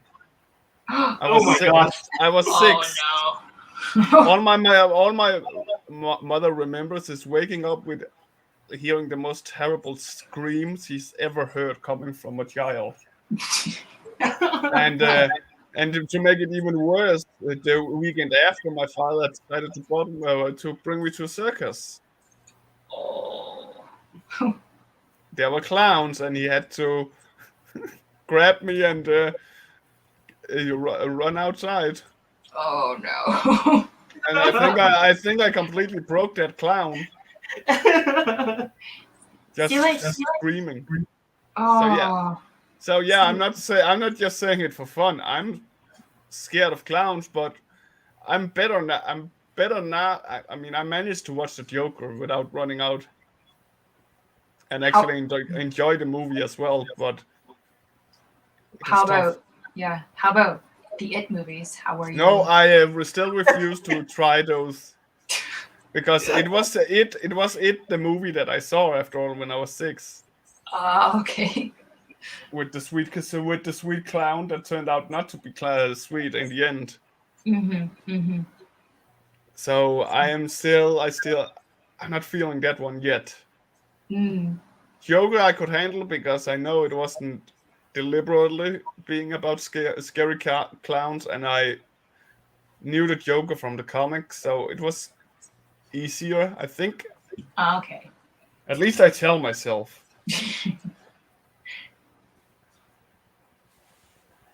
So, Kiara, why are you scared of clowns? I watched Poltergeist back in the 80s, and that scene with that kid, he there's that clown doll that he sees on the shelf. I think that totally got me. So now I can't clown dolls, clown people can't be around clowns at all. Dolls in it, just dolls freaks me out. That's my thing. I do not like dolls, and I to this day I should be brave enough to watch it, I guess, but I cannot. I haven't brought myself to watch Child's Play because I actually like Child's Play. I don't know why, but that kind of horror movies like Jason and Halloween, Friday the 13th, and Nightmare on Christmas, Elm Street. That's the kind of it's a different kind of horror in my book at least, and I can easily watch those because those are more based on how to kill the most efficiently, most gory, instead of how to scare the beep out of people. Yeah, I don't know. Like Chucky, when I was a kid, we had when the heating system came on, it was always so noisy, but it sounded like footsteps. And because I saw the trailer, trailer for Child's Play, and I was convinced it was Chucky climbing up the register in my room, and he was going to come up and strangle me. So I was lying there awake in bed, just not sleeping, thinking this doll was going to climb up and kill me. So yeah, dolls, not my thing. I've never been my thing. I mean, if a doll came here and had the voice of Mark Hamill, I'd allow it to kill me because it was the voice of Mark Hamill after all. I'd be okay with it. I'm like, no, thank you. I don't care who's voicing it. Just dolls, no. Just, clowns. How much time you got? We got 5 more minutes. 5 more minutes, okay. I'm sorry, Becca, what were you saying? 7 more minutes, sorry. I forgot again. That's okay. I tend to do that as well. It's why I'm such a great host. I keep forgetting what I'm gonna ask. Yeah, that's okay. That's how life works, right? You just. So I'm glad I also now have a guest that have the same issue, and we're like, yeah, I'm not alone. Yeah. Okay, so Frozen, have you actually seen Frozen? Parts of it. I don't know. I should see it at some point, but then I've heard people in my circle, even family, they're like they've seen Frozen and they're like, I absolutely hate this movie, and I'm like, really? I find that really interesting. So I want to see for myself, what is it in this film that is what I dislike about it the most is because it's taken from a H.C. Andersen, the Frost. I don't know what it's called in English, and they completely just twisted it so much that the actual story of that is not even there anymore. Oh, so it's not. Oh, that's annoying. And and he's one of my favorite Danish writers. So I was even though it was Disney, I was looking forward to it. The only reason I've seen it is because it's hard to avoid when you're babysitting your nieces, and that's all they want to watch. Oh no! Oh no! Well, maybe they'll grow out of it or something. I mean, who knows? But yeah, it's like, why can't people stick with the source material? Like, Yeah. you know, It got Disneyfied. That's what happened. Yeah. Disney, and you know what? I think it was a victim of its own success because once it became such a popular thing that it was like oversaturation. You could everything was Elsa, and you couldn't get past that "Let It Go" song, right? Oh yeah, the song. Like, I'm trying not to be like one of those people like, oh, you know, I hate Frozen. Like, if it's a cool thing to do, but you know, because I do want to see this thing for myself. But at the same time, I'm like, the criticisms must be valid. You know, just. Most criticism probably comes from annoyed parents, though. Yeah, I think that's Frustrated parents that like, we have to listen to this song again. This movie. Ugh. Yeah. Just let it go. Oh. Let's not. Oh, Rick, you got to do the dad joke. Yeah, I have to.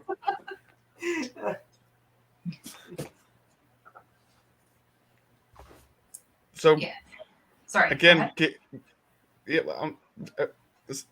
sorry, sound was cutting off. Did you try and say anything or? Nope. Okay. It's all good. You're a great guest. Yay! And I do mean that. And I know that sounds sarcastic, but it wasn't meant sarcastic. Okay. No, I didn't get. Like... And now, again, I forgot what I was just about to ask. Oh, sorry. Well, I mean, you know. No, that's not your fault. That's my brain's fault. Okay. I'm running out of pencil lead. Oh, my goodness.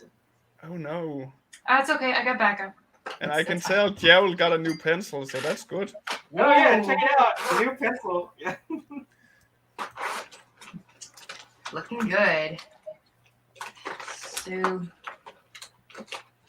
Yay, pencil lead. So is the Gehenna story Gehenna story? Is that a long story, or is every issue got a new story? It's all the same story. So the 6 issues it's this current storyline contained, but I do have enough material. I've been thinking about starting a prequel for it too. Eventually, because like I said, there was so much material I had to cut out and I didn't want to. So I just would go back and explore like the beginnings of the setting, you know, and go into the origins of the monsters. Yeah. I think that'd be really fun to explore that.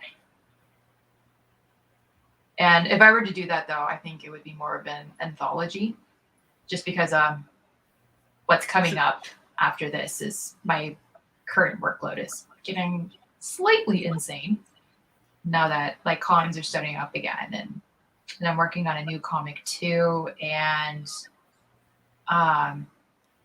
there's another comic. I finished the first issue of it and we're looking for a publisher for it currently, to Beholden. So I was working on that with Bob Sally and Drina Joe. So it's a supernatural buddy cop kind of genre thing, but it's still kind of on brand, you know, with the kind of art I do. So I get to draw demons and succubus, and I mean, your art style really has got yourself opened up to be able to draw almost all genres.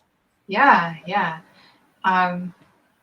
Thank you. And so working on that was fun, and I hope that we can continue to work on that series, because it's a really cool story, and I think a lot of people would dig it, and it's really fun, and I would love to explore more of the subject matter.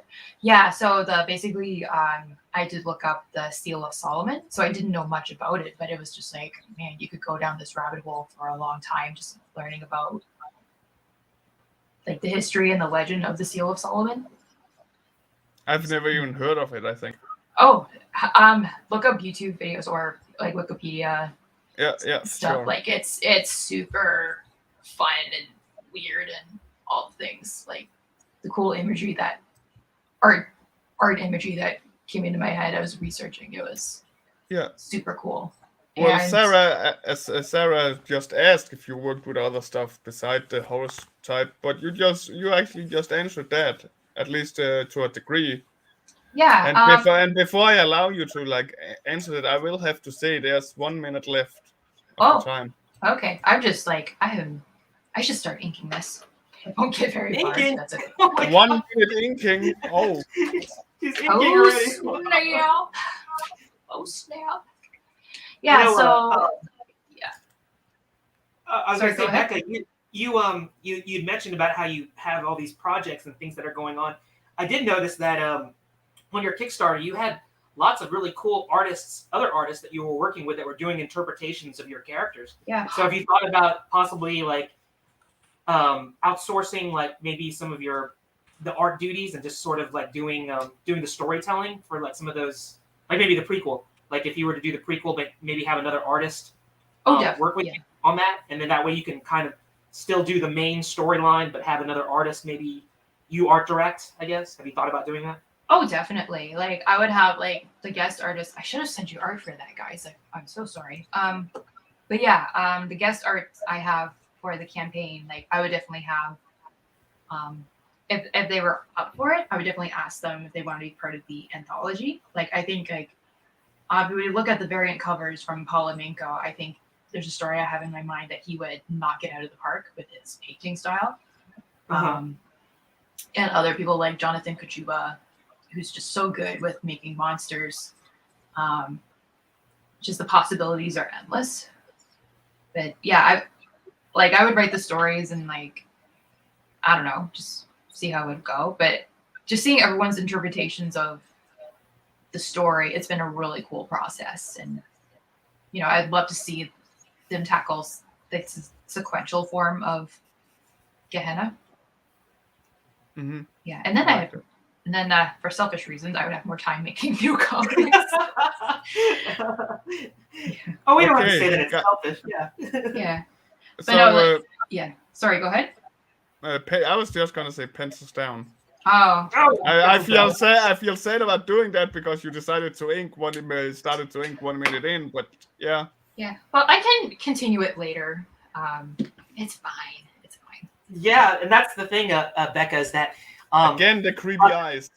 Yeah, you could. Oh gosh, look at that! I can't wait to see it when you ink it, because you can definitely finish it up later on, and we can share this whenever you're done. We'll post it with a link to this your appearance, so that way we can drive people to see how this happened, how this particular artwork came to be. But you definitely got it. Oh my gosh, that is the creepiest Olaf I've ever seen. Let's see yours, Gerald. Okay. No, what do you think, Rick? Let's look at what do you think of this Olaf? Oh yeah, I love it. I love the eyes. Oh yeah. And now we're watching yours in case we're not seeing it. You're not seeing it, Gerald. Oh. Yeah, I think there's a little delay. Yeah, we are looking at yours. We are looking at yours now, and I really love it. It's great. You kept the style and still made it scary looking. Yeah, this is Demon Bubbles. I gave her horns and claws and a pointed tail and some fangs, but never thought I would do this. Never thought I would do this. I could see that character being used in the TV show as well. Mm-hmm. Yeah, like a lost episode of Powerpuff Girls. Yeah. Yeah, they all went to Powerpuff Girls Go to Hell. Mm-hmm. Like Powerpuff Girl versus Gehenna. Yeah. Oh, crossover. Ultimate crossover there. Crossover no one saw coming. We got one on Art Show, and it's so far at least. And it's once again Sarah Semba with it's Creepy Poo. Oh, I gotta be careful how I say that. Creepy Winnie the Pooh. Yeah, it's Creepy Poo. It's Creepy Poo. I don't need to be careful. Yeah, it's okay. We get that humor. We get that humor. Yeah. But I like that. Look at those fangs, the smiley fangs on his stomach. Oh my gosh. Oh wow. That's a nice detail. Yeah. Really good work, Sarah. Great job, Sarah. I'm a big fan of Winnie the Pooh myself, and it's like now I can't look at Winnie the Pooh the same anymore. Oh, I will so continue to look at Artio and see if more comes up later. oh yeah, definitely really cool.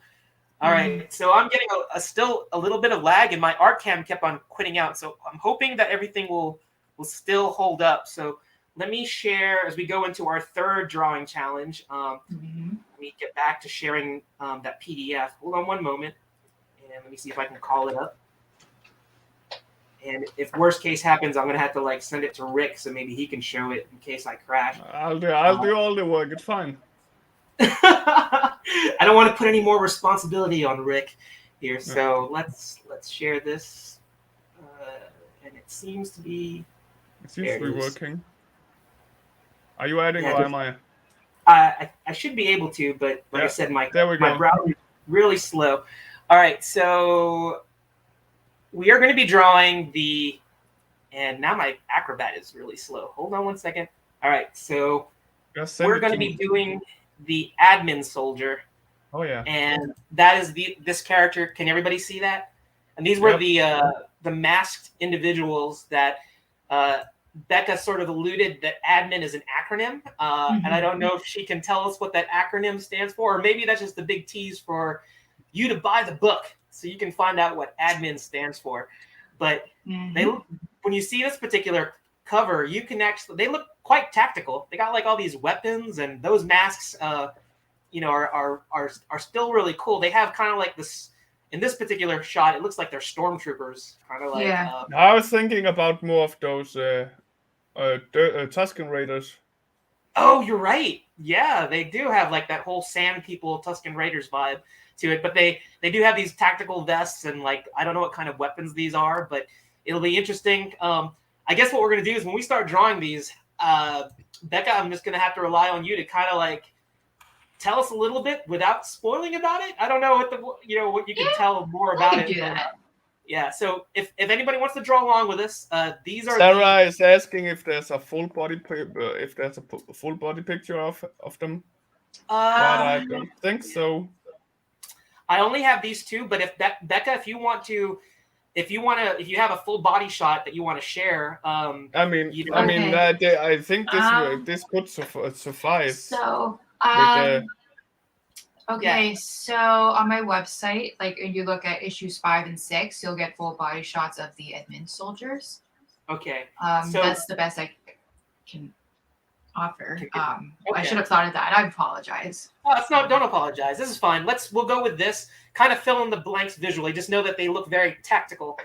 Their masks are definitely the defining feature of the admin soldiers. be creative with the rest of the body, Sarah. Yes, yeah, that's it. So follow what Rick said. Be creative.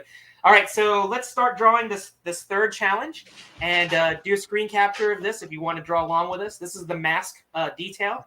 And check that out. You have and you got 2 minutes. Go. No. 2 minutes. No, 15 minutes. 2 minutes. 15 minutes. I like how Alright. you just said and repeated me first, Yala, I know, before you 'cause I was like- realized what I said.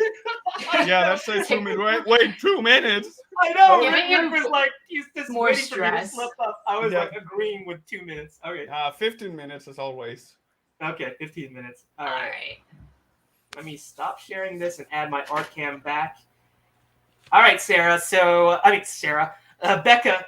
Sarah basically wanted to see what that full body shot is, but I don't think it's like Rick said. I don't think it's completely necessary. You can just be creative about their lower body. But Becca, if you wanted to sort of like, without spoiling anything, just sort of tell us a little bit more about these admin soldiers. Gerald, whose time is it? Oh, Whose time? okay. It's Rick's time. Rick, you ask the questions. Okay. Thank you, Gerald. Go back to work. No, I'm kidding. So Becca, without spoiling too much, if you want to talk a little bit more about these admin people and their purpose in the book. Yeah. So they're these people that are part of this organization, this mysterious organization that are in the cave, and we don't know that much about them. So it's other than they wear these scary, creepy masks. We don't know if they're a cult either.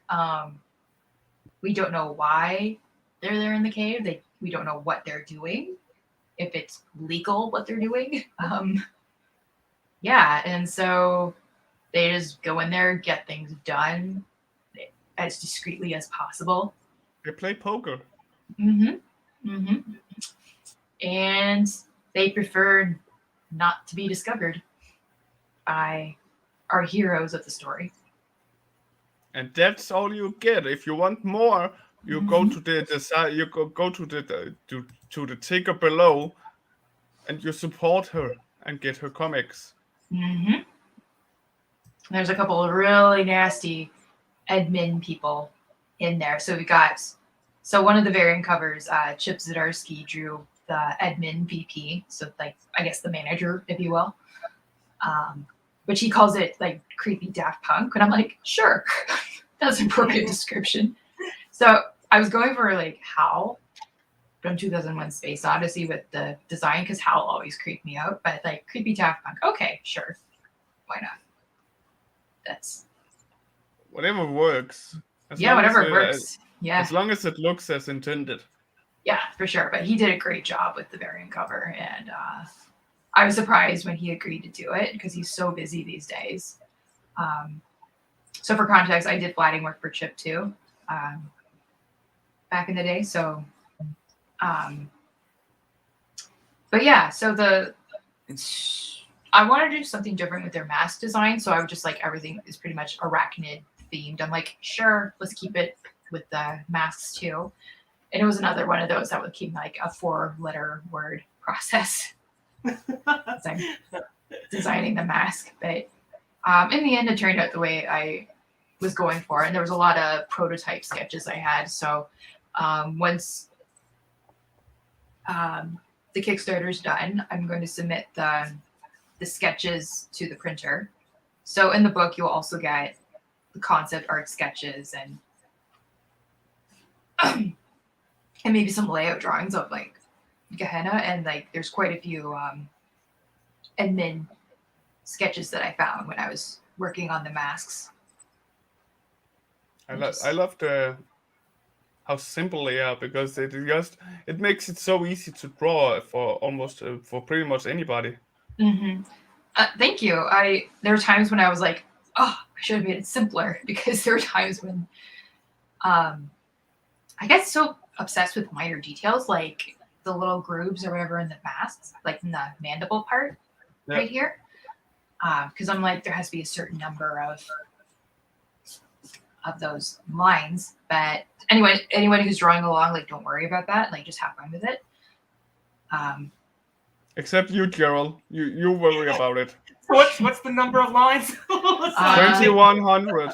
2100. Okay. So basically 8 lines. 8. Oh, yeah, because of arachnid. Yeah. Yeah. So. Okay. Noted. Yeah. So did I don't know if I finished this question, but we talked a little bit about what you've worked on so far. Did you work on anything else, or did we get to finish the question before we had to drop pencils? Work on? Do you mean like a different comic, or? Yeah. So one of the stretch goals in the Kickstarter, I did reveal a new comic I've been working on with Drina Joe, and Sam Noir is going to be lettering it. It's another horror story, and it's a cosmic horror story. It's called the Wormhole Club, or the Wormhole Club Tragedy. So that should be ready for all the backers by hopefully November or December at the worst, because it's a digital stretch goal. And that one's going to be a limited issue series, maybe like 4 issues or something, but it's a lot of fun. I'm calling it's like old school Cronenberg meets Death Note. Ooh, Death Note. I love Death Note. Yeah.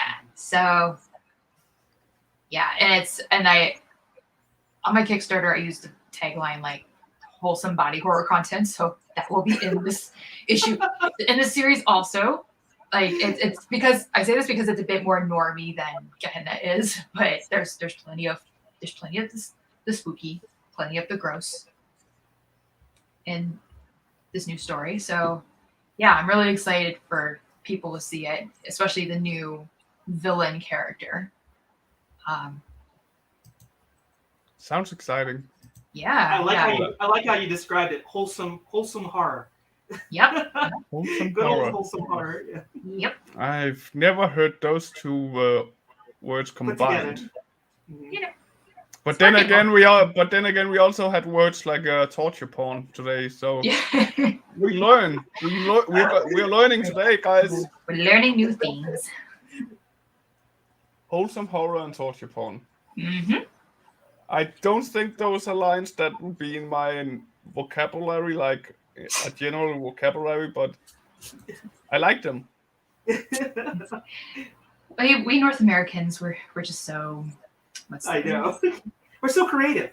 Yeah, there we go. So I was thinking morbid, but something along that family.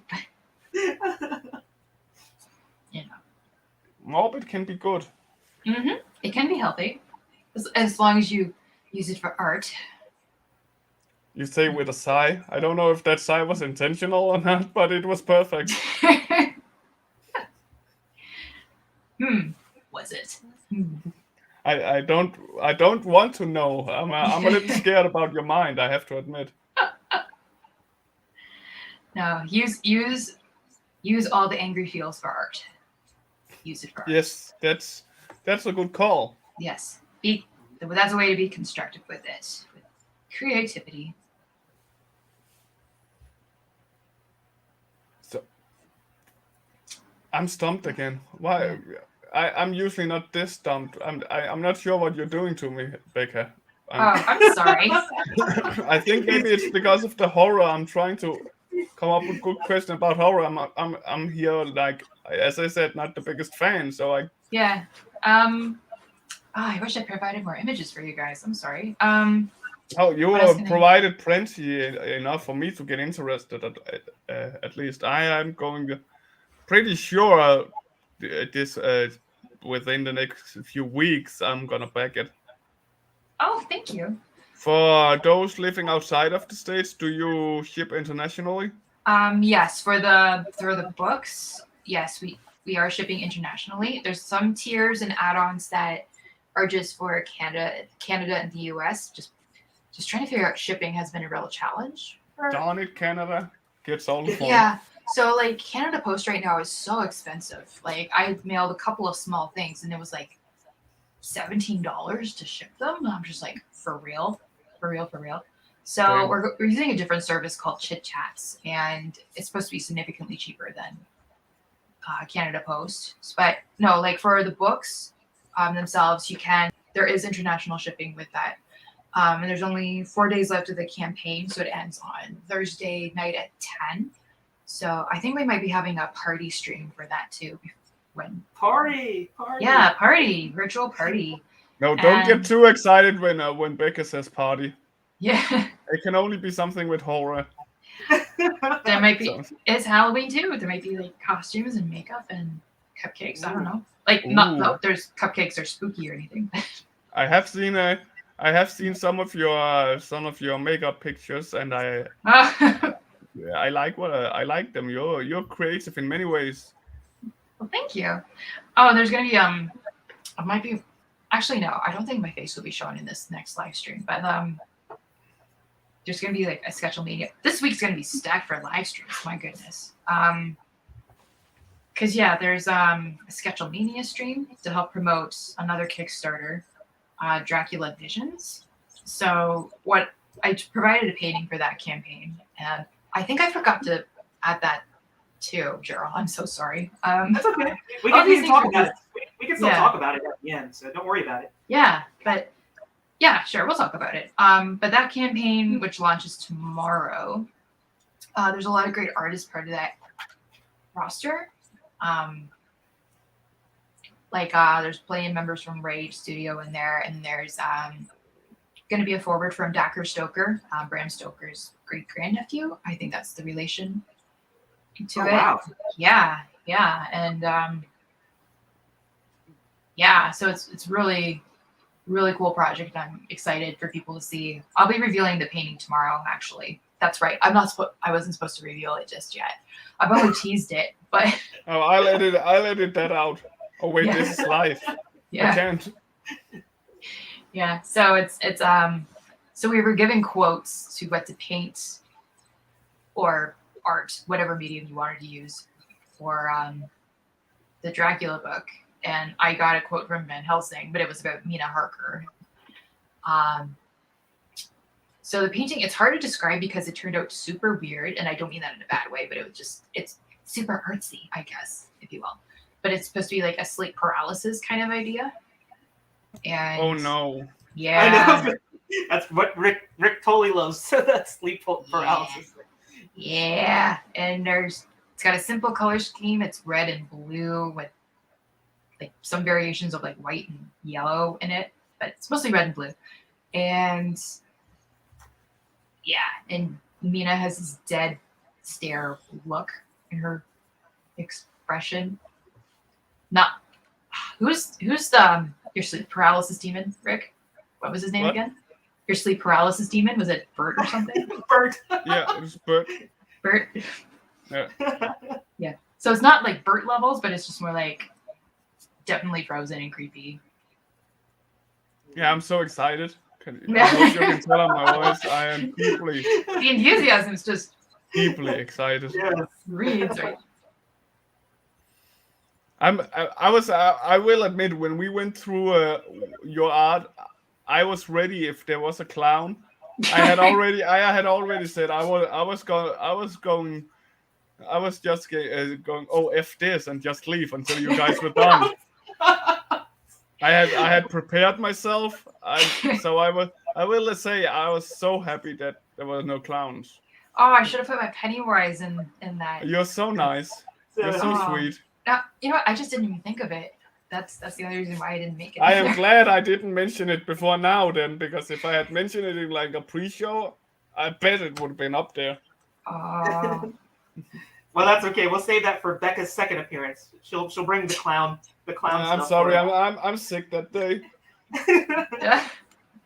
When we talk about like one of the future comics, get like throw some Pennywise in there, make him related. It's related because it's horror, sure. You don't have to. I'm good. So, Becca, you mentioned that your first like horror movie that you had kind of watched was The Bride of Frankenstein, and you mentioned Dracula, doing that Dracula thing. Have you thought about maybe doing a Frankenstein horror, maybe, or something along that same genre or that same subject matter? Have you thought about doing something like that? That would be fun. Yeah, definitely. I'd be down for that. I definitely love classic horror, and also doing something like Lovecraftian would be fun too. Like, and when I mean Lovecraftian, I just mean H.P. Lovecraft. Sorry, because his stories are so weird, and the imagery that comes with it, like you could really experiment with different visuals, if you will. Mm-hmm. Yeah. No, that would be fun. Like Frankenstein, that'd be a fun classic to tackle, especially with like. The history behind it is so fascinating too. You know, just the grave diggers and medical science of that time. Oh, and actually, sorry, go ahead. No, go ahead. Finish your thought. Oh, I was going to say, 5 minutes? Yeah. Okay. So I was just going to say, like the family history thing with the medical background. I have a picture of one of my great grandfathers, and he's in anatomy class, and they're dissecting a cadaver. I do have the photo on my iPad. One times. Yeah.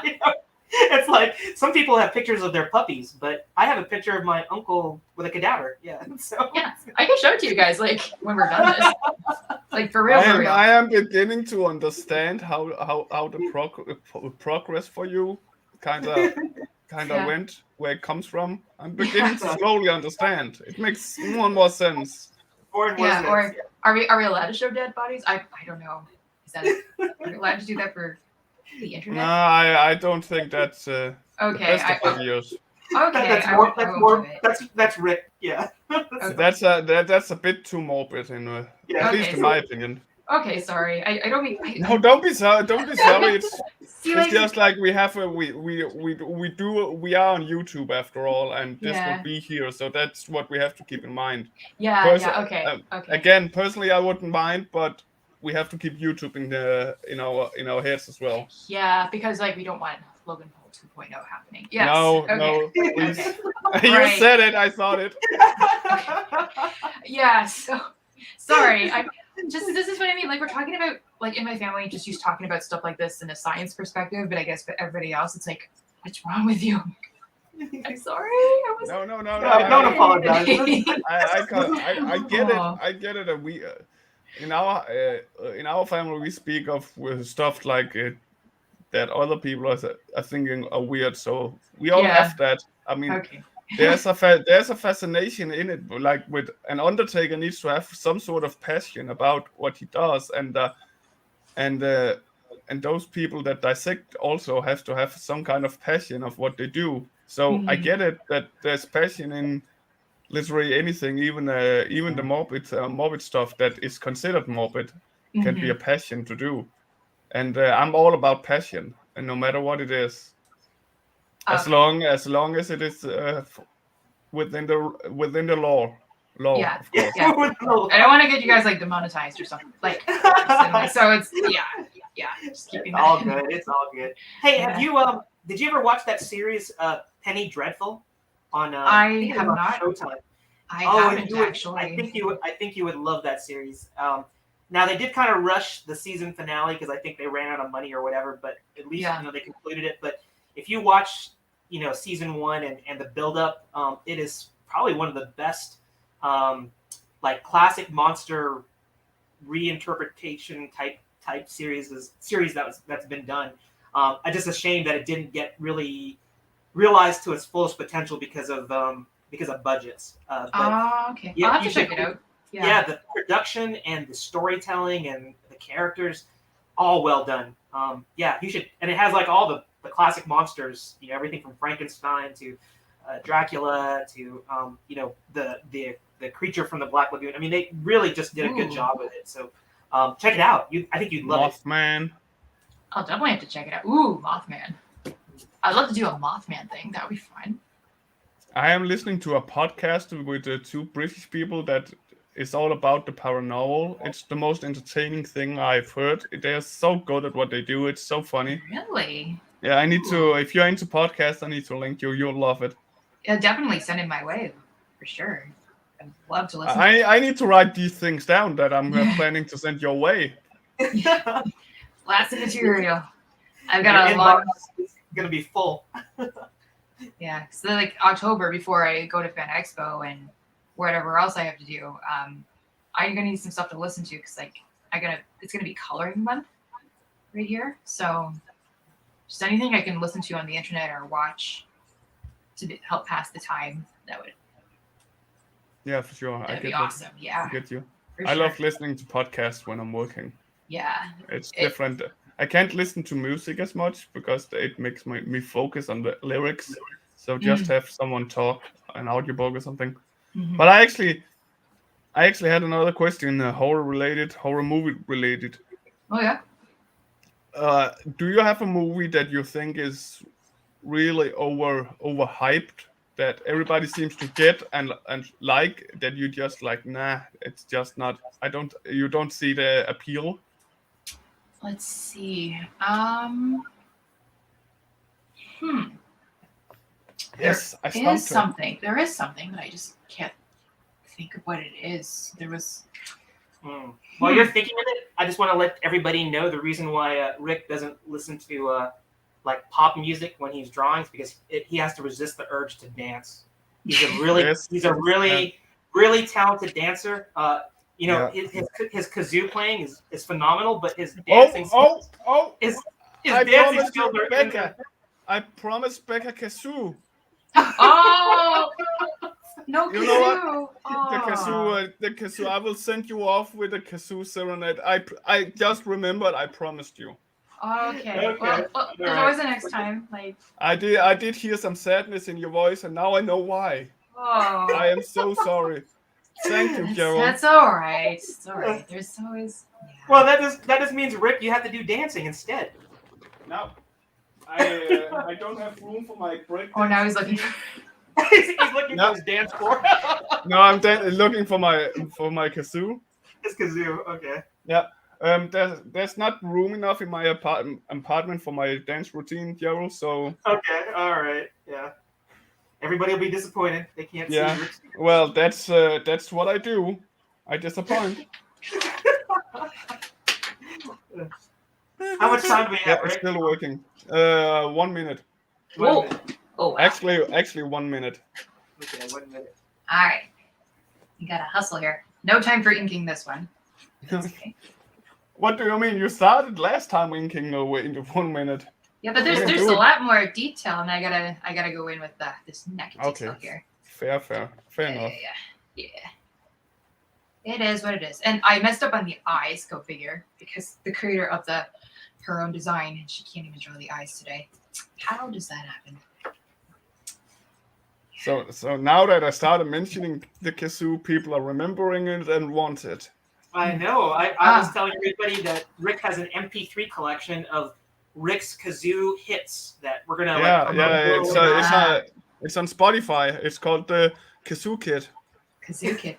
Oh, so to answer your question, Rick, of overrated, I think Child's Play is overrated, but I may be a little bit biased by that opinion.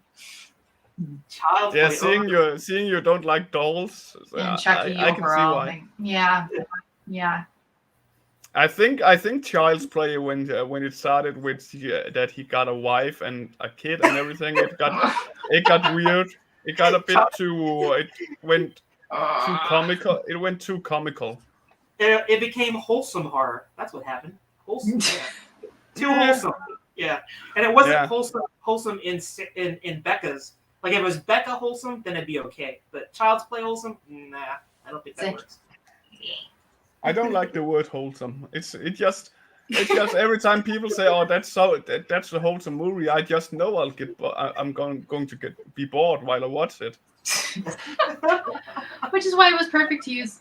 And again, I'm just sounding narcissistic here, definitely, but like just using wholesome body horror content with the campaign, because like again, like what you said, Rick, it's just such an overused word these days. But it's like, sure, let's use it for this. Well, Why not? I think wholesome used paired with horror is so not what you would think. I think it actually is really effective because you would never put the two of those together. So I think it works. I think it's very effective if you use that to describe it. So.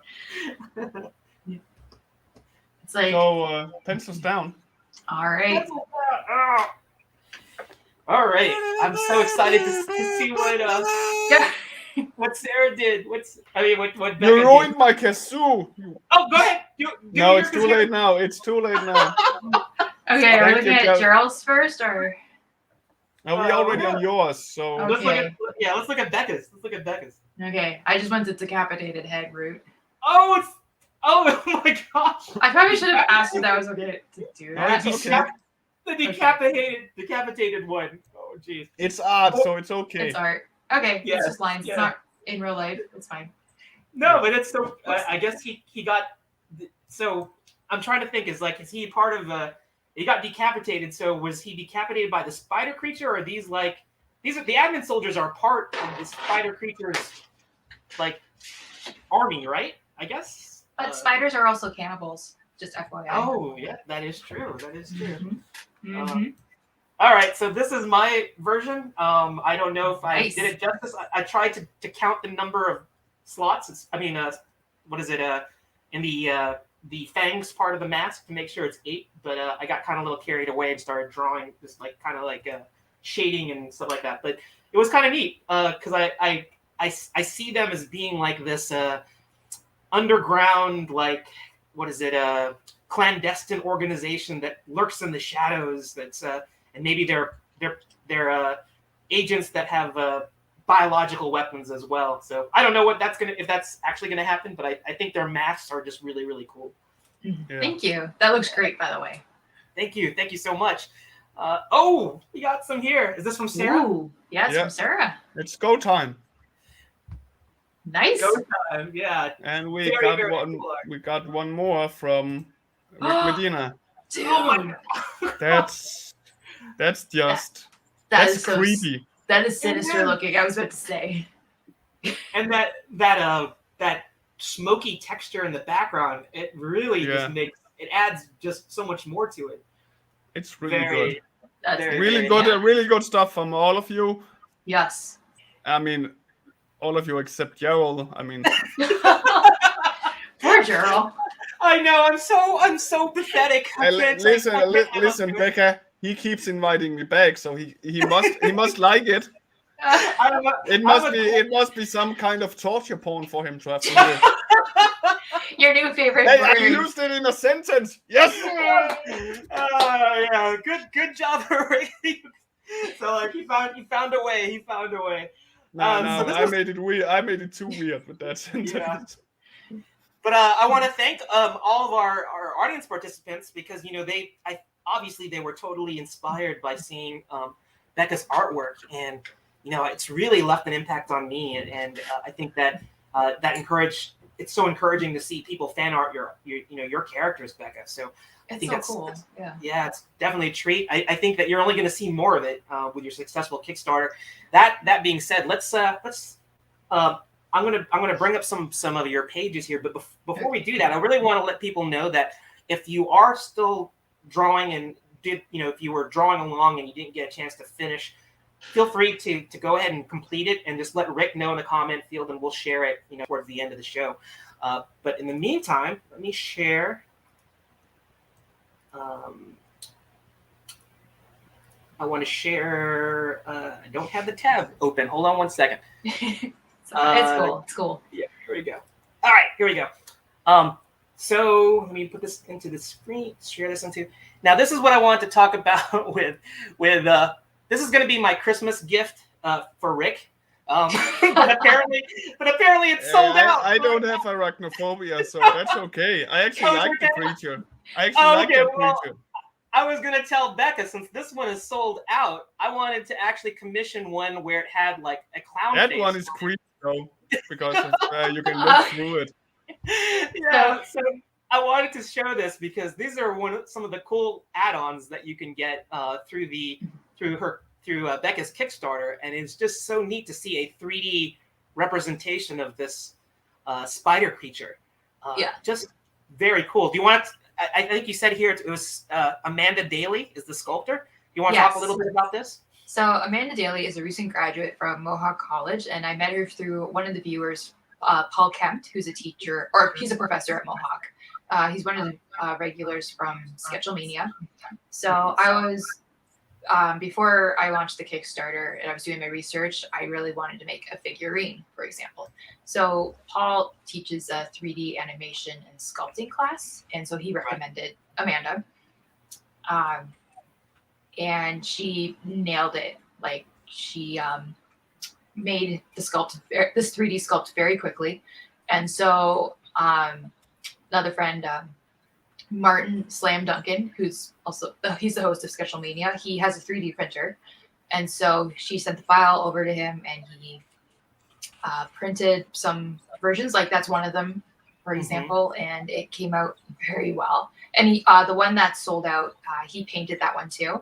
So so a note about the unpainted ones, that they are not limited add-ons. They're not going to look like this. I updated a photo on my Kickstarter this week with what they should actually look like. So it's going to be a more opaque raisins.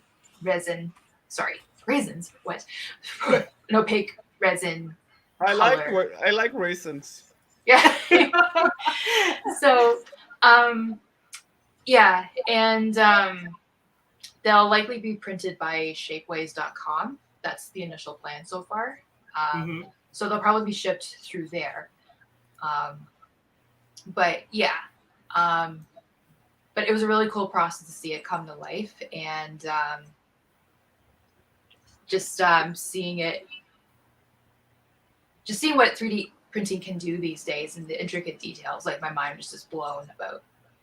Yeah, it's always came out. I think it's always cool. I mean, I haven't gotten to that point where I have my own, original character or series, but I can only imagine what it must feel like to actually see a 3D representation of something that's been in your head, and then you do this incredible graphic novel, or you've done, like a web release of it, and then you're doing this graphic novel that people can get, but then you see a 3D sculpture of it. I mean, it's got to be a trip to like think, my gosh, this thing that's been in my head is now something tangible that people can appreciate, And yeah, sorry, I didn't mean to interrupt. No, keep on going. Yeah. Yeah, and I was just like, it was one of those things where if I was smart enough and thought about it sooner, I wouldn't have struggled on that one page, to get a 3D model of this thing. Like, come on, man. But like, no, it was a really cool experience, and I'm so happy with the way they turned out. So,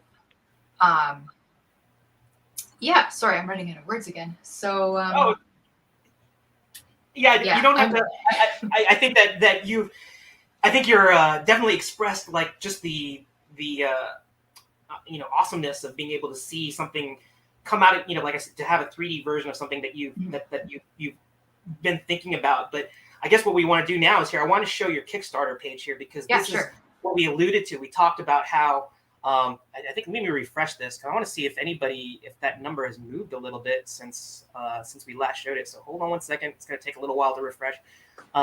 But even at well, it has with because you said 140 and now it was 141. Let's see if it's changed. Yeah.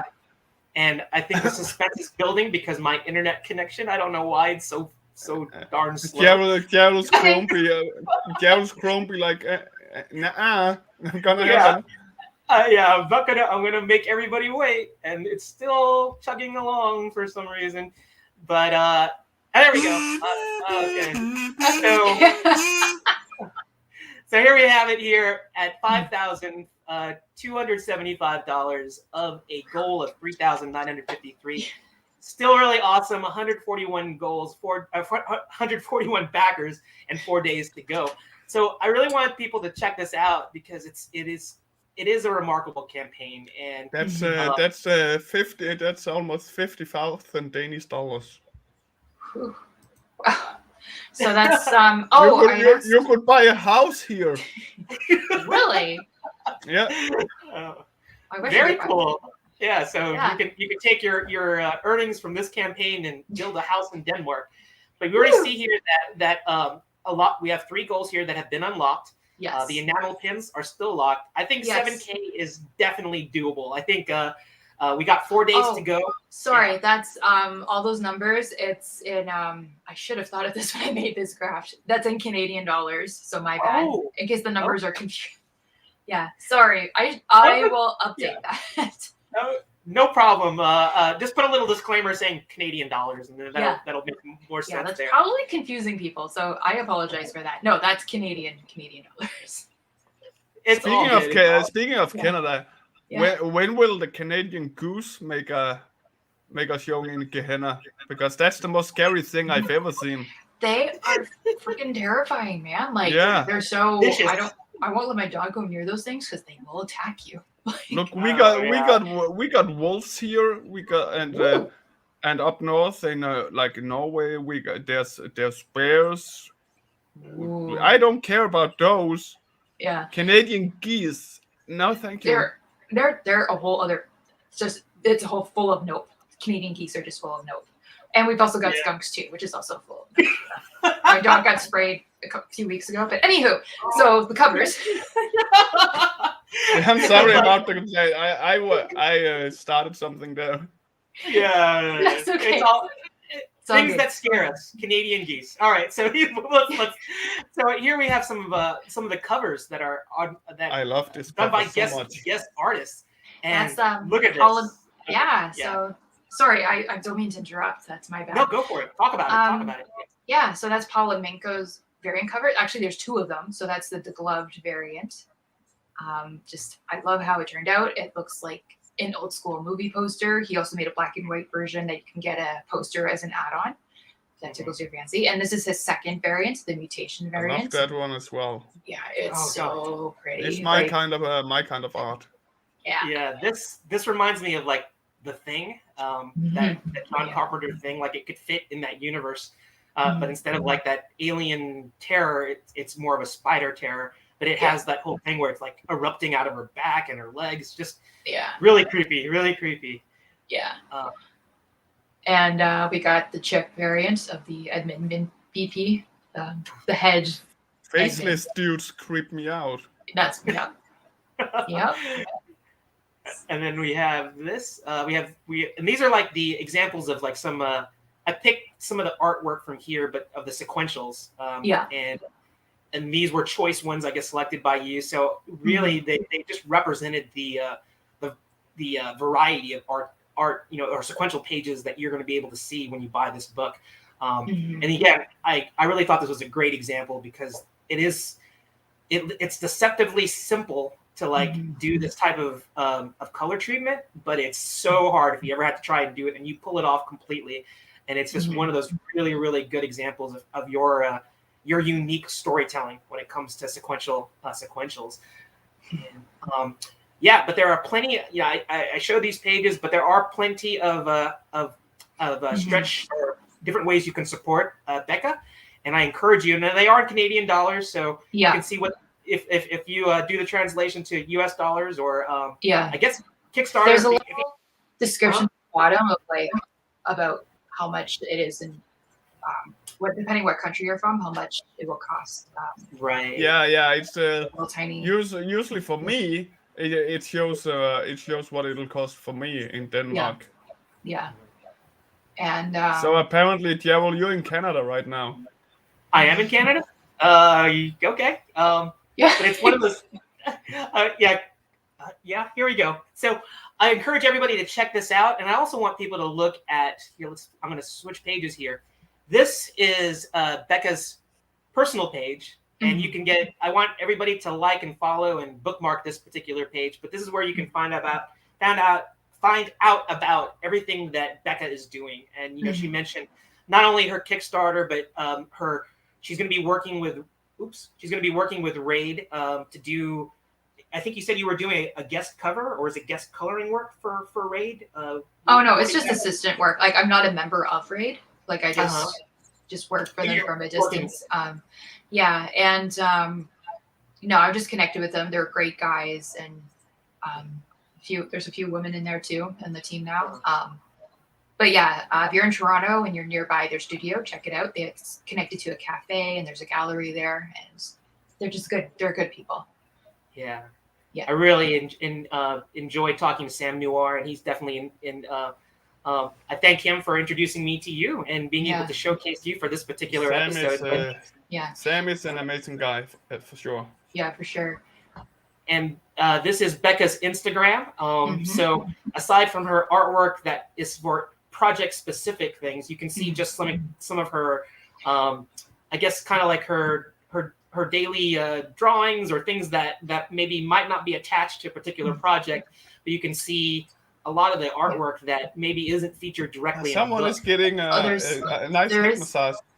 Oh, but there is some guest artwork featured. So right there in the center, the green at the third from the top, that's Jonathan Kachuba's artwork that you can get in a Jonathan Kachuba creepy crawler tier. Oh no, not that one. Oh, not that one. one. Okay. Let me. And my computer is going to this one right here. Which? The one in the middle. In the middle. This one right here. No, to the left of what you just pressed. Well, the one with 52 hearts. 52 hearts. This one right here. The green one, yes. Yeah. Got it. Yeah. That one's Jonathan Kachuba's. And there's 3 versions of that, but you can get it as a tier pack or also as an add-on, this art prints. And other guest art prints that I can see on the page is Arnold Trinidad's, which is the third row in the center. This one right here?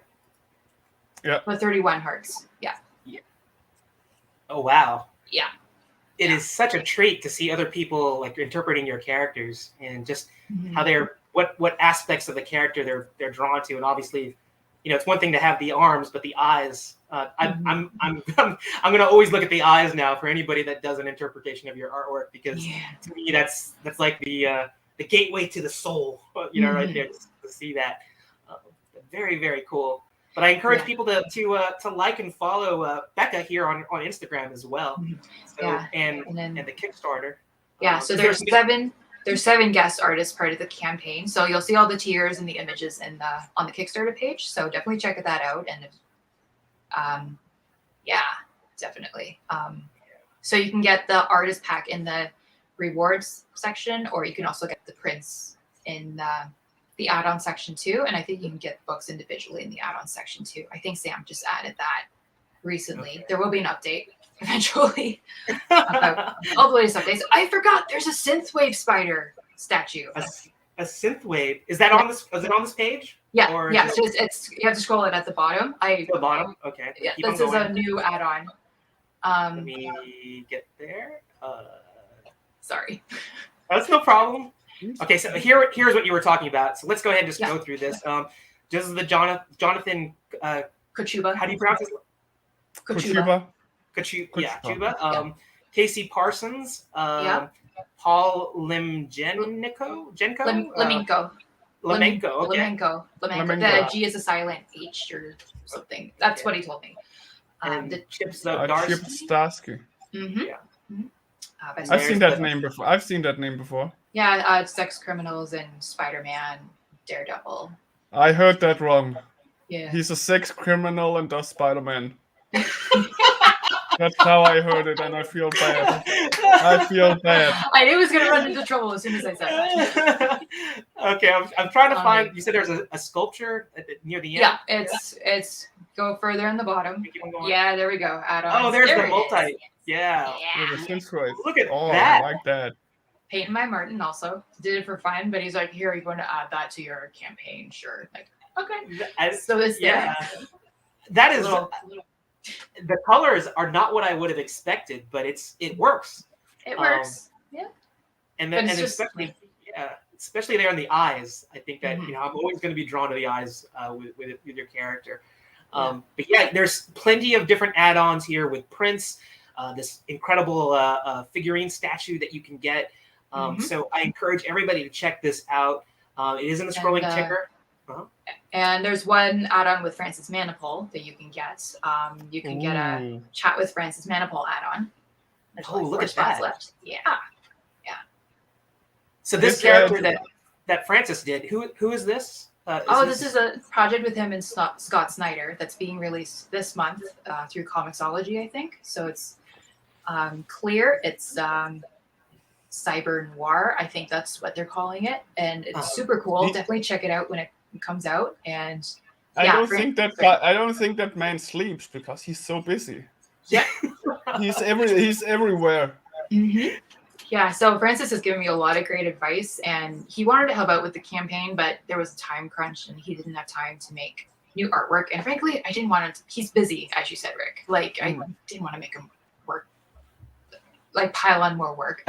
But this is what he pitched, and I'm like, okay, I can try that. Okay, so the spider creature figurine, that's more of an accurate representation of what it may look like, or it could be a black resin too. So yeah, that's very. This is the updated sculpt. Okay. Yeah. And it says here it's about almost 4 inches tall, and it's unpainted. Yeah, so. Roughly about that size. All right, I'm going to try and get this and I'm going to put like a clown nose on it, and I'm going to send that over to Rick. That'll be my Christmas gift to him. And Tiago will need to find a new co-host after that.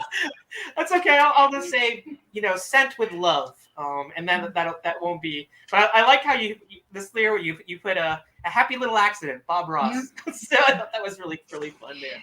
Paul was like, "Hey, I did this." I'm like, "Cool, let's use that." So very cool.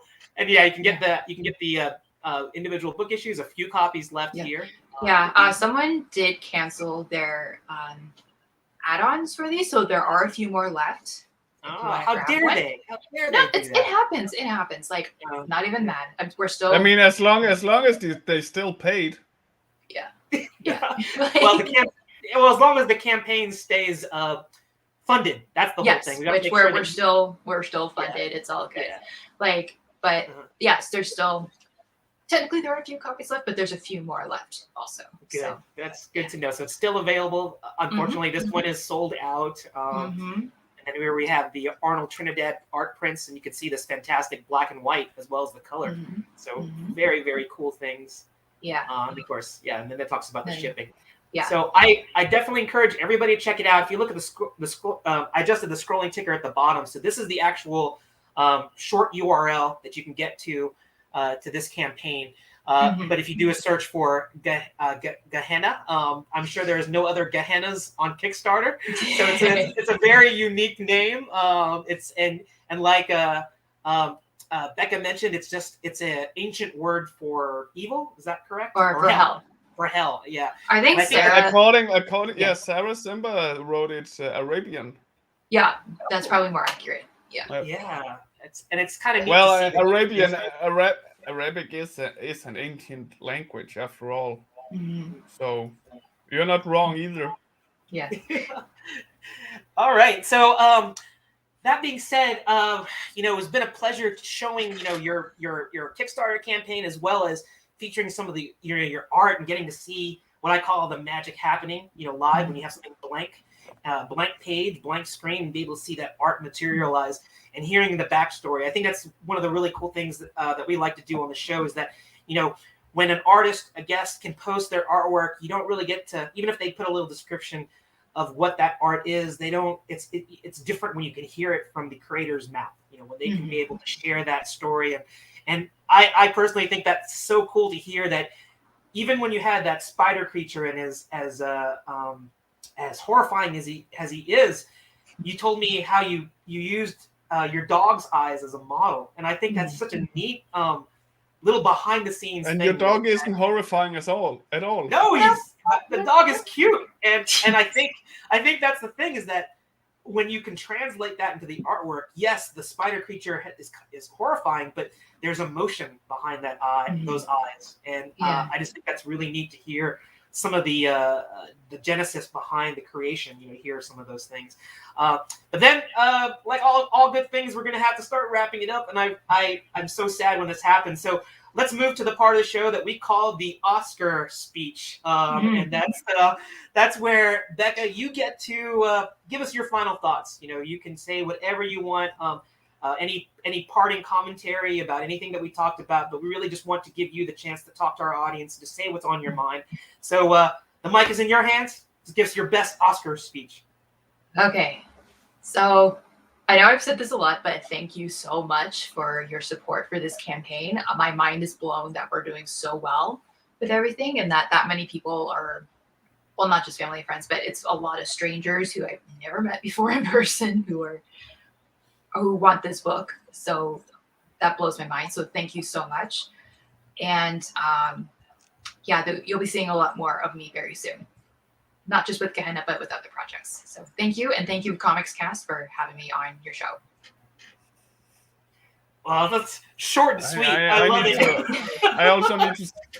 I also need to say thank you for being patient with our technical difficulties from last week. No worries. It's technology. Like, it happens. We still appreciate it. It's even though it was our grasp. But so thank you for coming back.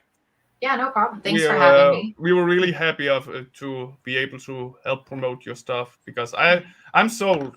I'm sold. I might even after I've slept, because it's almost 3 a.m. here. After I slept, I'll go watch The Quiet Place. Yeah, I want to say when I talked to Rick about this, and I said, hey, we're gonna have to do the special edition show a little later, and Rick was a true soldier. He sort of said, yeah, it's going to be like midnight for me. But he said, you know what, we got to do this for Becca. And we were so appreciative that we were able to get to, even though it's a week later in the 6 p.m. time slot, that we wanted to make sure that we were able to promote even you. Sarah is up. And it's there as well. Yeah, this goes to show how much our audience really appreciates you and your artwork. And we're just hoping to do our little bit to help promote you. So thank you for being our guest. And like Rick said, we appreciate that you were able to deal. And, he's been actually really nice to it. He didn't have any technical problems. It's all me. It's all my crap.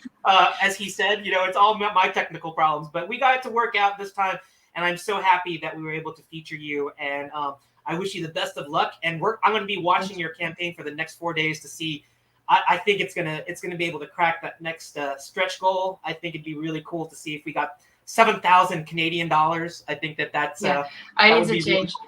I'm sure there's been people who are like, sorry, I didn't mean to interrupt again. Just people like, with those numbers, what is she talking about? Like people who are not in Canada, because most of the backers are Americans. So I'm like, oh man, I gotta change that ASAP.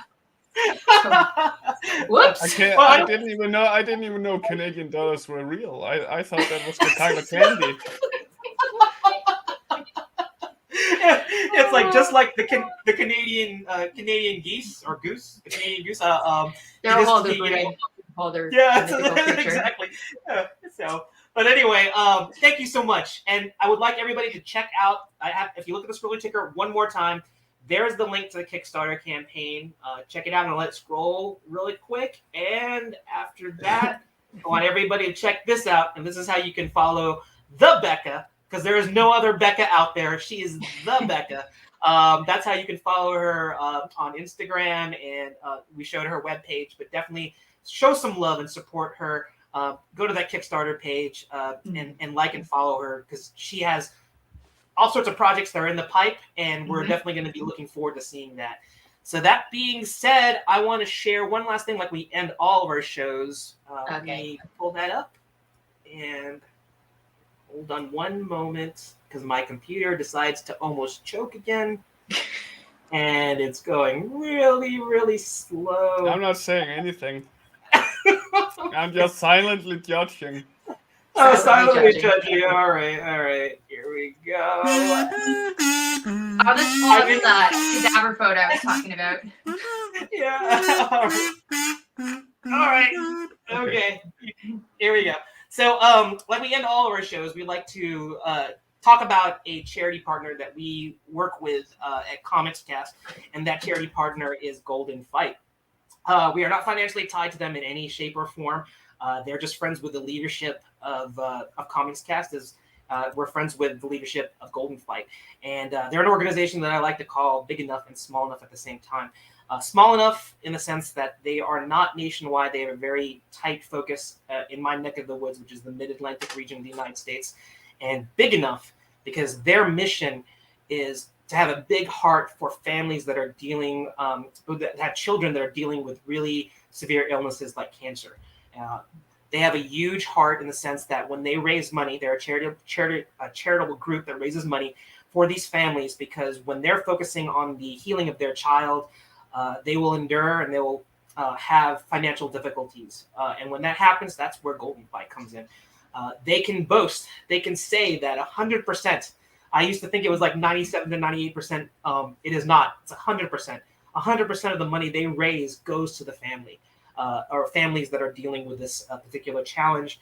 And that's where they have big, huge hearts. So if you'd like to check out this particular charity, it's goldenfight.org.